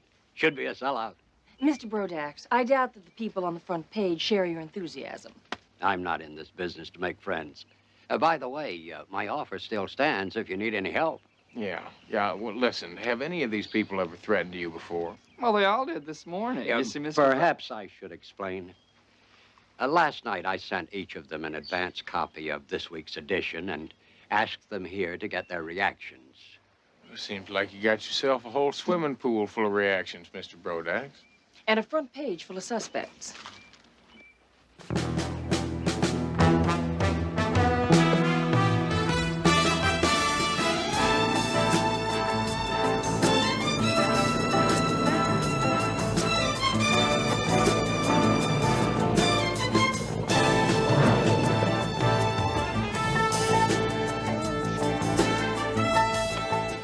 Of all that was going on, Houston wanted to make sure everything was going well at the nursery while Johnny's father was in the hospital. Oh, phone. Excuse me. Houston Enterprises. Check that. Randolph Nursery. Yes, of course, I'm sure. Now, what is it you want? Cannabis sativa?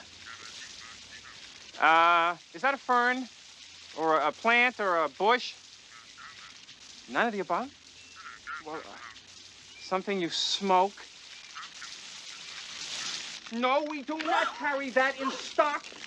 Do you know what that... Oh, I'm sorry. Miss, excuse me, please. Here, look, have your dress cleaned on, all right? And come back. And bring an umbrella. Murray. I'm sorry. Houston, I need help. Murray, Beverly Hills is full of shrinks. Not that kind of help. It's this business. Ron has got a monumental backlog of deliveries. Well, it looks like business is just fine. I mean, a little soggy, but fine. Houston, Ron is in the hospital. He has delivery problems. I have been on the phone for an hour trying to hire a delivery person. There are none. Our society is devoid of delivery people. If I were not a sane, rational person, I would say that there is some kind of fiendish plot. Maybe there is. Murray, listen. Get Bo and Lamar on the phone. Have them get their tails out here and give you a hand. Oh, no. No, please. Now, listen. Murray. Murray. Now, it's either Bo and Lamar or a shrink, and shrinks cost $85 an hour. Now, if CJ calls, you tell her I'm at the hospital visiting Ron. Now, you just take it easy, Murray. Sorry.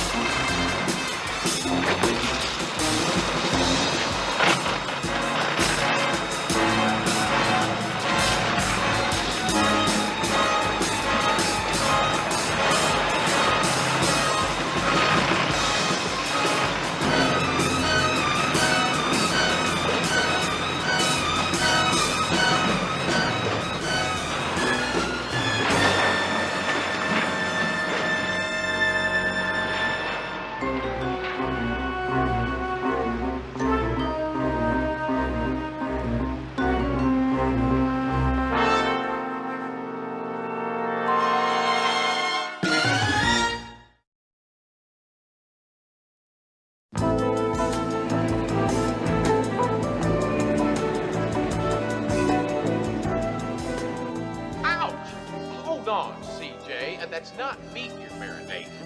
Ow! CJ, you're trying to kill me or something. CJ! Oh, what is that on there? It burns like acid. It's acid. Just kidding, Houston. Thank you, Mary Ann.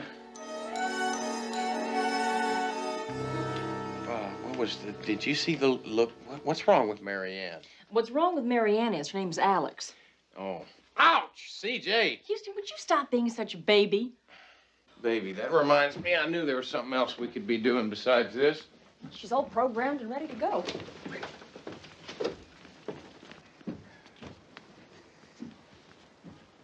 Did you get a chance to talk to Ron Randolph? Well, I called the hospital. They said he's in pretty rough shape, but they believe he's gonna make it. Well, that's good news. You bet it is.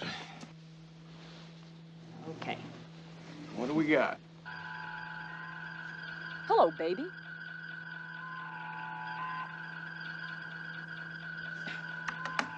First up, Cindy McNichol, Miss July for Sultan Magazine.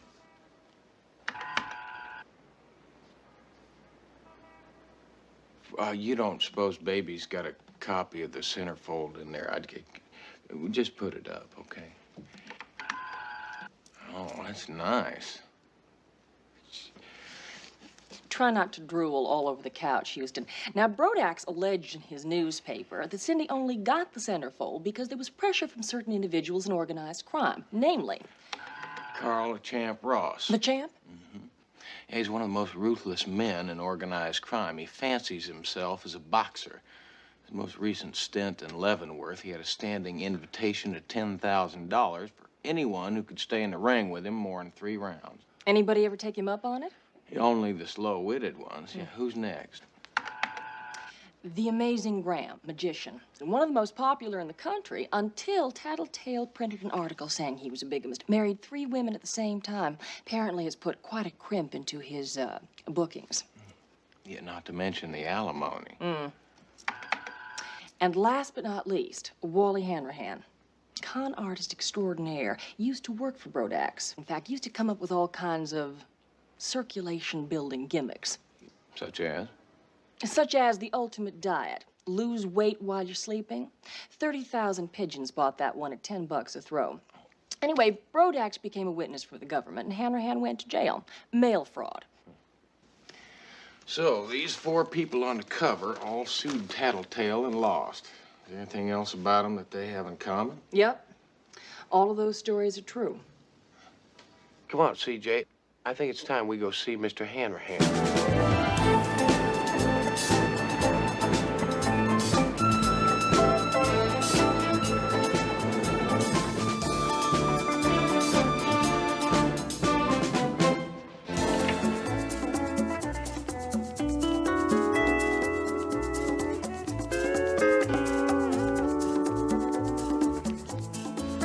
Welcome to Tahitian paradise. The island where your dreams can come true. You suppose we're in the wrong office? Do you care? No. Follow us, please. Anywhere you say.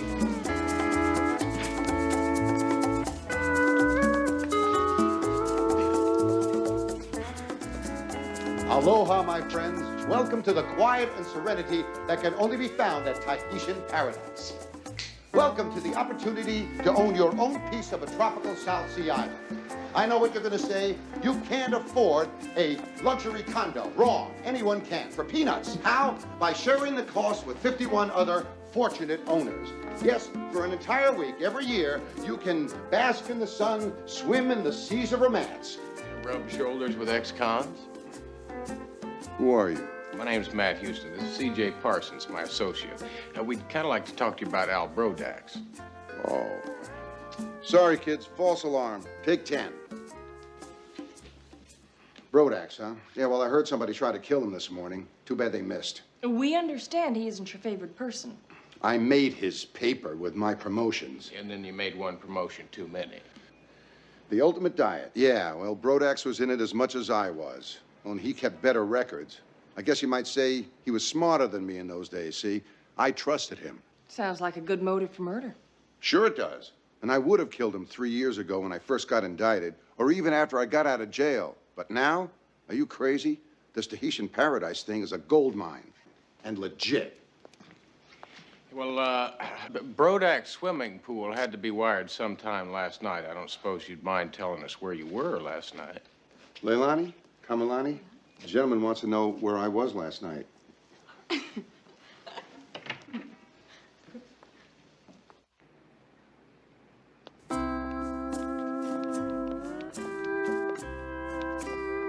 Aloha, you all. Aloha, my friends. Welcome to the quiet...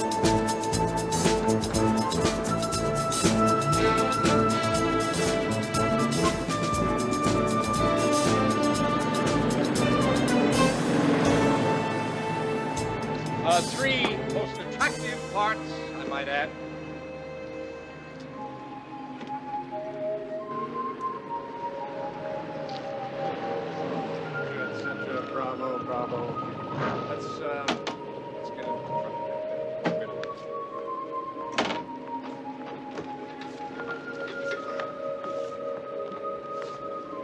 And now, ladies and gentlemen, what we have here is a trunk. What we also have here is a beautiful lady. We put the beautiful lady in the trunk, making certain, of course, that there is no way that she can get out.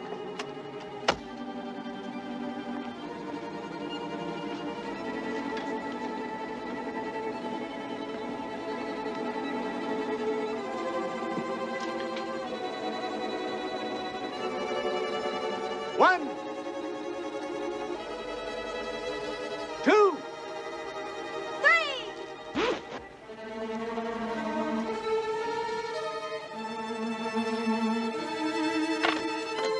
What do you want to get? He's in the box now.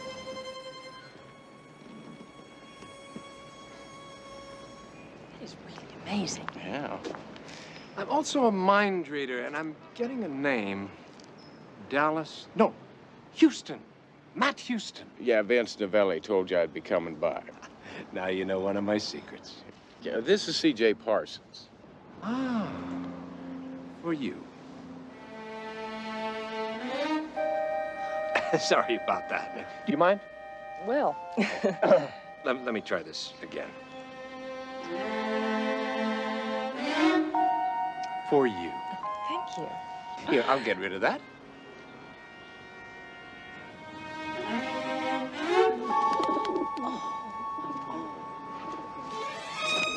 Nice place to roost. That's wonderful. You're full of tricks. Well, why don't you stick around and catch my show? I have a matinee in an hour. Well, that sounds like fun. Yeah, listen, I hate to be the one to throw a cold bucket of water. But you want to know if I was the one who tried to kill Brodax, and the answer is no. Now, if you want to ask me if I felt like killing him, the answer is yes. Bigamy is definitely not a good image for magicians. Neither is murder. Which leads me to the classic question. I left this theater at midnight and went straight home. Alone? Are you kidding? Can a man with 3 wives ever be alone? Now, if you'll excuse me. I do have a show to prepare for.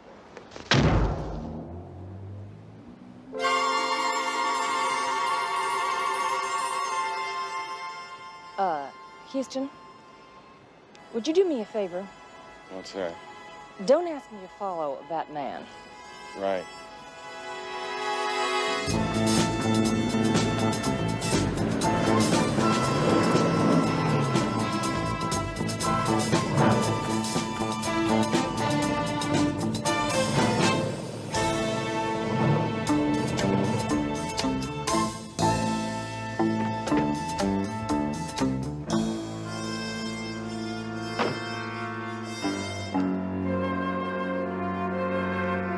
Houston figured that with Hanrahan's 2 hula girls and the magician's 3 wives as alibis, it was time I did some checking. Meanwhile, he went on alone to keep his appointment with the infamous Carl the Champ Ross. Yeah? I'm Matt Houston. I believe I've got an appointment. Oh, yeah, Houston. The boss is warming up now, so you're going to have to wait a few minutes. Tell you what, follow me. Well, sure. Oh. Wait a minute, aren't you Archie O'Brien?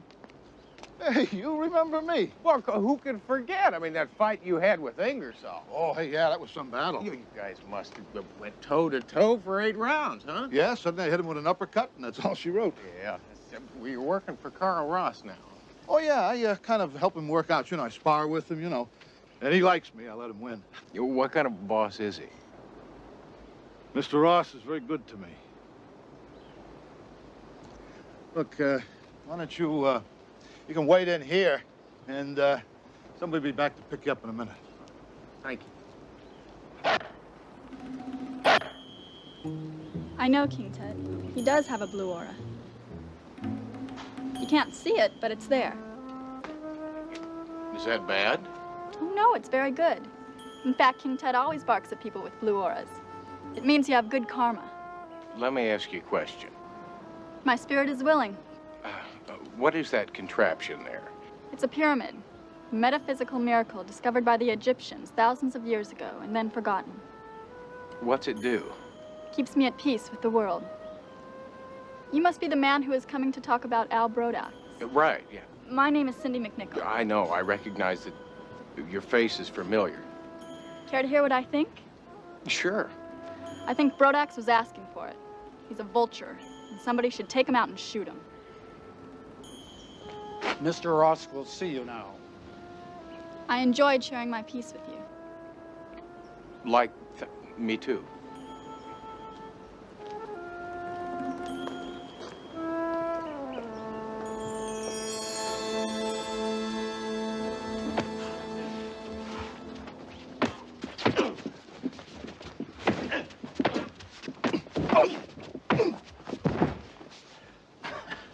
Well, Mr. Houston, U-box?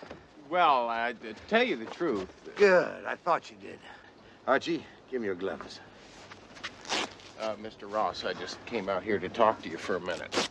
Oh, fine. We'll talk. Put the gloves on and step into the ring, unless you're afraid. Mr. Ross, does it bother you that you're wearing the boxing shoes and the headgear and those nifty trunks and I'm in a suit and boots? I heard you were a tough guy. Well, I wouldn't really say that. Mama certainly didn't raise any fools. I already made my best offer. Step into the ring, and then we'll talk. You know, you interest me, Mr. Houston. You're one of the few people on Earth that has more money than I do, and yet you run around playing cops and robbers. Now, why is that? Because I enjoy it. Your enjoyment's gonna get you hurt. Watch him. He uses every dirty trick in the book. Suppose I want to tell you the house rules. There aren't any.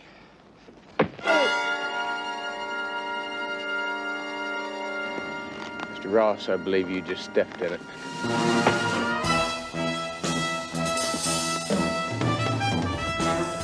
I understand you've come here to insult me. Not really. I just wanted...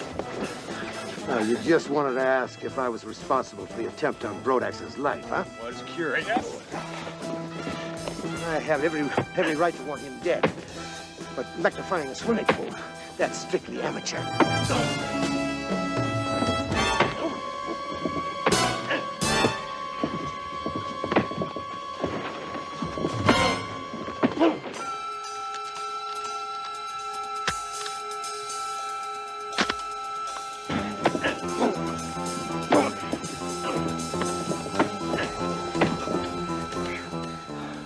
If I wanted a man dead, I'd have him shot.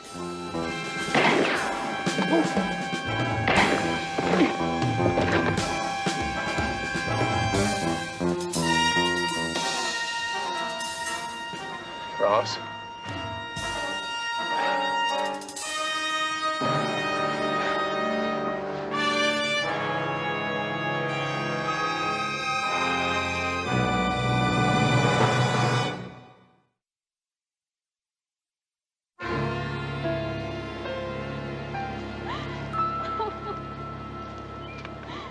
If I find out who did this, I will kill him. I swear I'll kill him.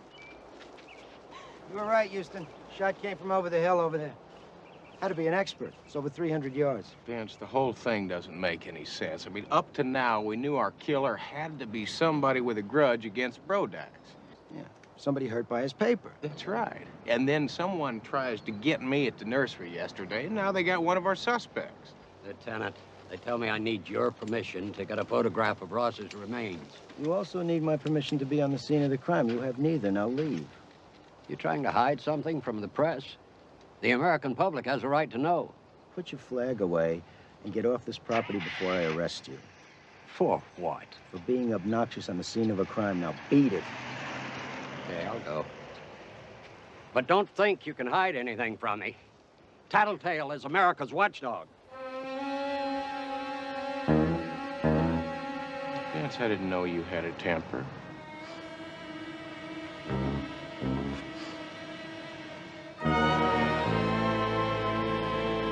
Well, I still haven't got anything firm on either Hanrahan or Graham's alibis. Of course not. I mean, why should it? I mean, why should anything come easy on this case? Houston, do you think Ross's murder is connected to the attack on you and the attempt on Brodax? I'm positive, CJ. There's got to be a connection linking one of our suspects to both Brodax and Ross. Well, I'll keep digging. Yeah, well, it's got to be, CJ. Well, Got to be what? There's got to be the connection between Brodax and Ross. Somebody who wanted to see them both dead. Where are you going? I'm going to dinner. Well, Houston, I haven't had dinner yet. Of course, I'm not hungry either.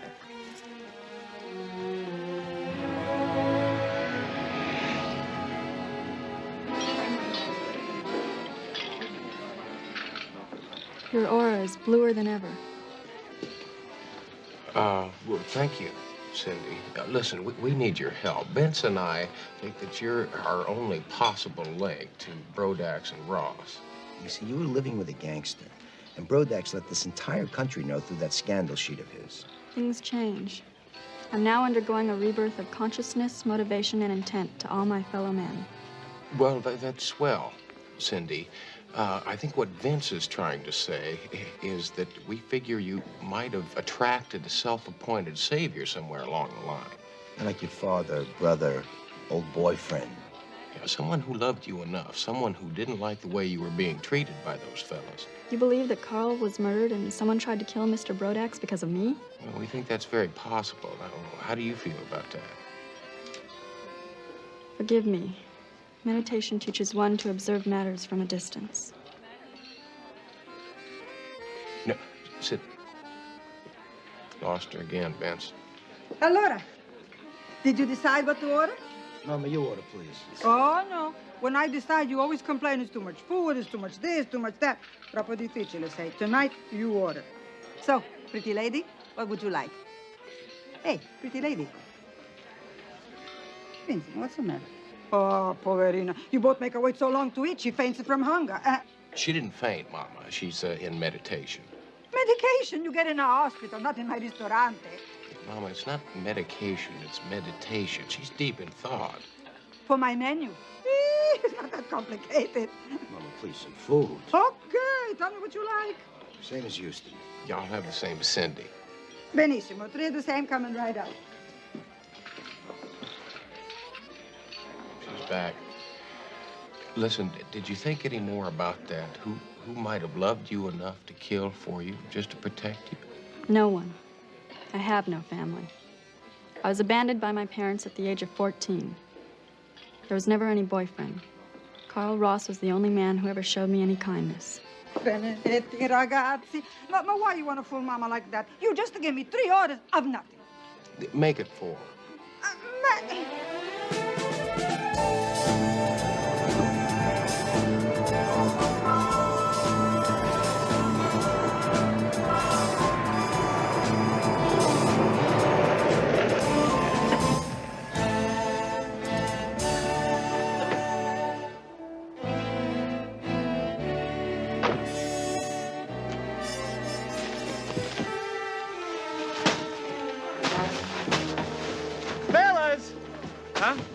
No, listen, I got your order right here. No problem. 5 o'clock guaranteed. Fellas! Murray. Houston, thank the Dow Jones averages, you're finally here. What's wrong now, Murray? Paul and Lamar, they think they're running a demolition derby. Take a look at this place.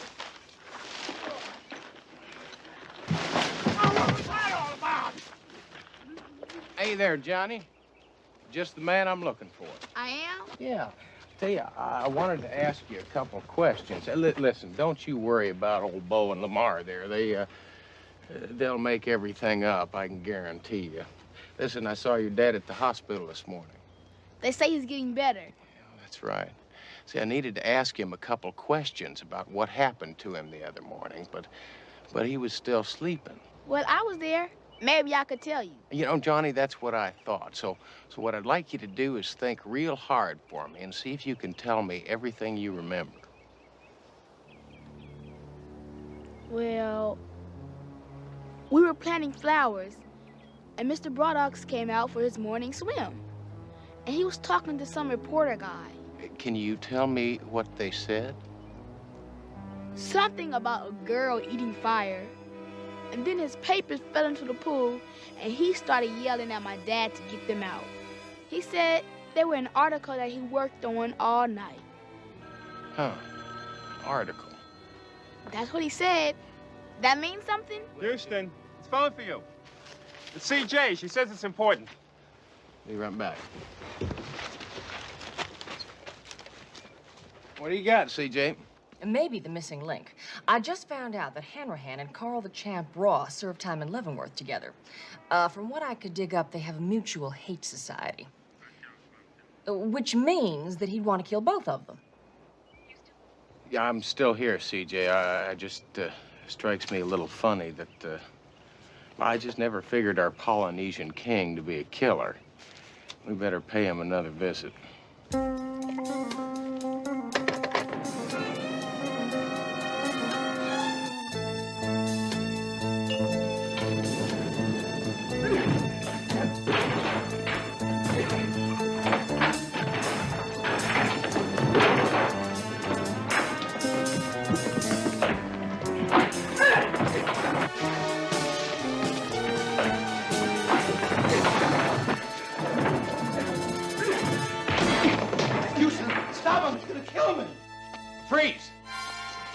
Freeze? Why? Well, the cops say that in situations like this. You're gonna unfreeze and you're gonna find out what this bad guys do in situations like this. Listen,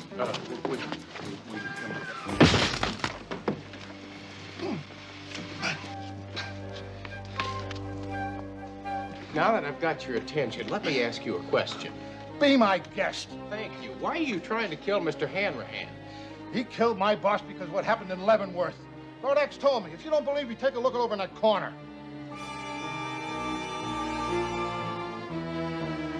I never saw it before. I swear to you, I never saw that gun before.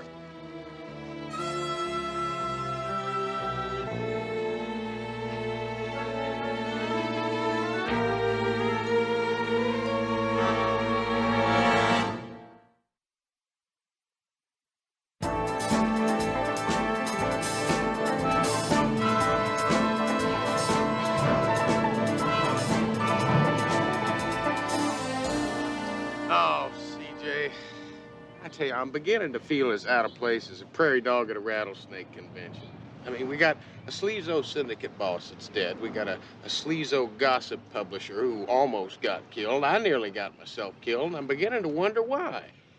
Oh, yeah. See, this builds your arms up, your shoulders. Don't say anything. Did I say anything? Just I didn't say anything. don't say anything. Just help you out a lot. Hello there, Johnny. How's it going, buddy? Hi, Houston, Miss Parsons. What? Got the bus? CJ? Hey, will you stop your gaggling and get back to work? We got lots of this work to do here, Jay. Discipline. That's the secret of good management. Murray taught me that. Well, come on, don't just stand there. We got lots more to hear. Here. Pull it back here, John. Take this. Huh? Get going. Pull over here there, John.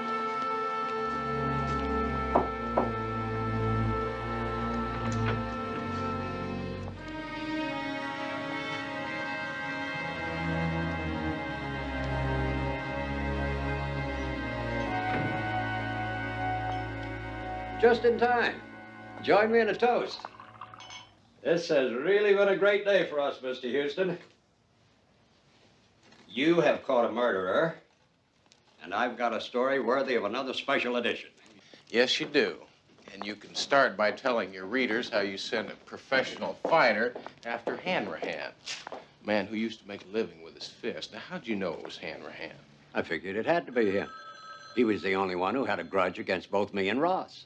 Which brings us to our next point. Right. How'd you know about that grudge? Read about it with the rest of America in Tattletale. Only cost a quarter. Excuse me, but Mr. Houston has a phone call. It's Murray from your office, line 3. Thank you. Hello, Murray. Yeah. I got it. It seems like Frank Graham just called. He wants me to meet him at the theater. Says he knows who killed Ross. It wasn't Hanrahan. What? Yeah. Tell you what, CJ, I'm gonna have Bo and Lamar take you back to the office, and I'll talk to you a little later on, okay?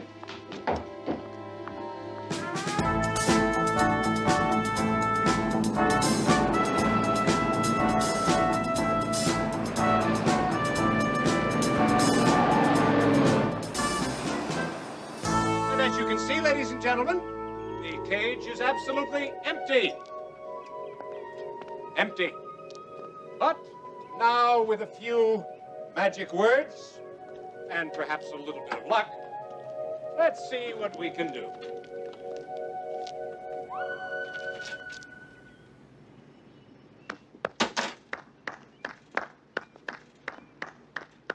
Well, I thank you, sir, for the applause. Small but very discriminating audience. Yeah, well, my office tells me that you're in a position to incriminate. They tell me that you know who killed Ross. Indeed, I do. And when you hear my evidence, you'll be convinced as well. The murderer is Al Brodax. That's very good, Maestro. How'd you figure it out? Yeah, well, actually, it wasn't him. It was me. Where are the cops? He's supposed to be here any minute now. That phone conversation out at your house, that was all a setup. This here's a trap. What are you talking about? Well, see, you staged your very own murder attempt. Yeah, you rigged your pool, and then you conveniently let those papers drop in, and you wanted Ron Randolph to fish them out for you. And then when you were sure that everybody knew somebody was trying to kill you, you murdered Ross. Yeah, and you knew the police were going to connect it to Hanrahan. That way you got rid of both of them. I'd have gotten away with it, too, if you hadn't stuck your nose in it. What are we going to do? I'm not real sure. You're the magician. Why don't you just disappear us out of here? You're probably wondering where you slipped up, aren't you? Well, I'm going to tell you. It was the papers in the pool. See, I found a piece of that paper on the bottom of my boot the other day, and it was blank. It bothered me an awful lot, because you told Ron Randolph that it was an article that you'd been working on all night. The trunk has a trap door. Oh, good. I'll tell you what. I'll distract him, and you make a run for it. Now.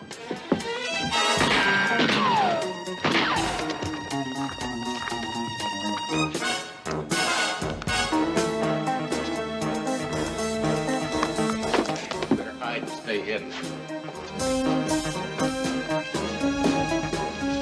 Give it up, Brodax. Police are on their way now. Houston, I'm not gonna let you bring me down for killing that mobster. He was bleeding me dry. After he lost the lawsuit, he still wanted the money. He said he'd kill me if I didn't give him half the tattletale.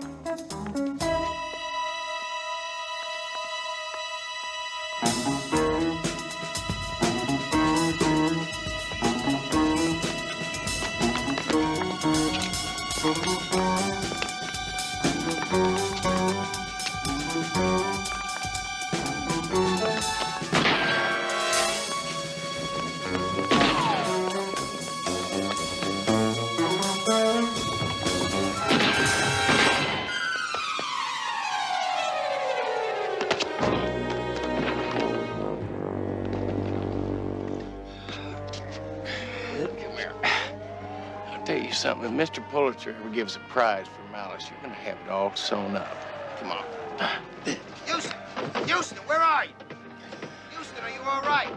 I'm fine, Vince, but I'm afraid you missed the show. Come on, Brodax.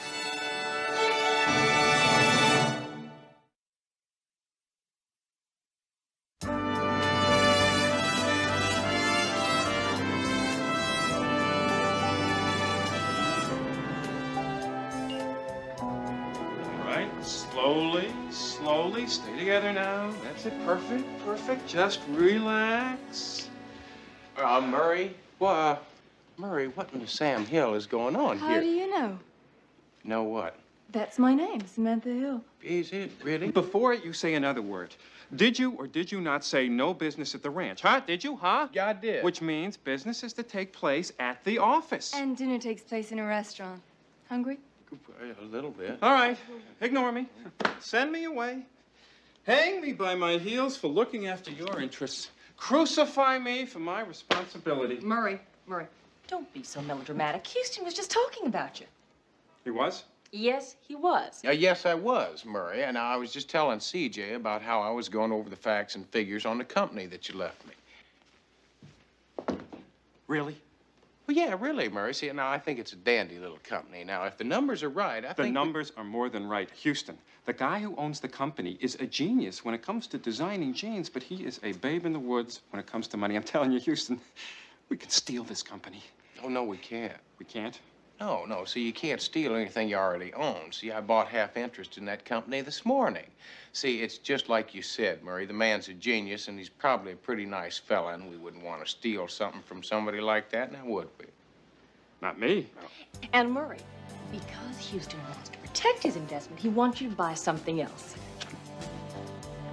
He wants you to buy the modeling agency. Modeling agency? Well, yeah, Murray. See, I figure as long as you've got the product, you've got to have the right packaging.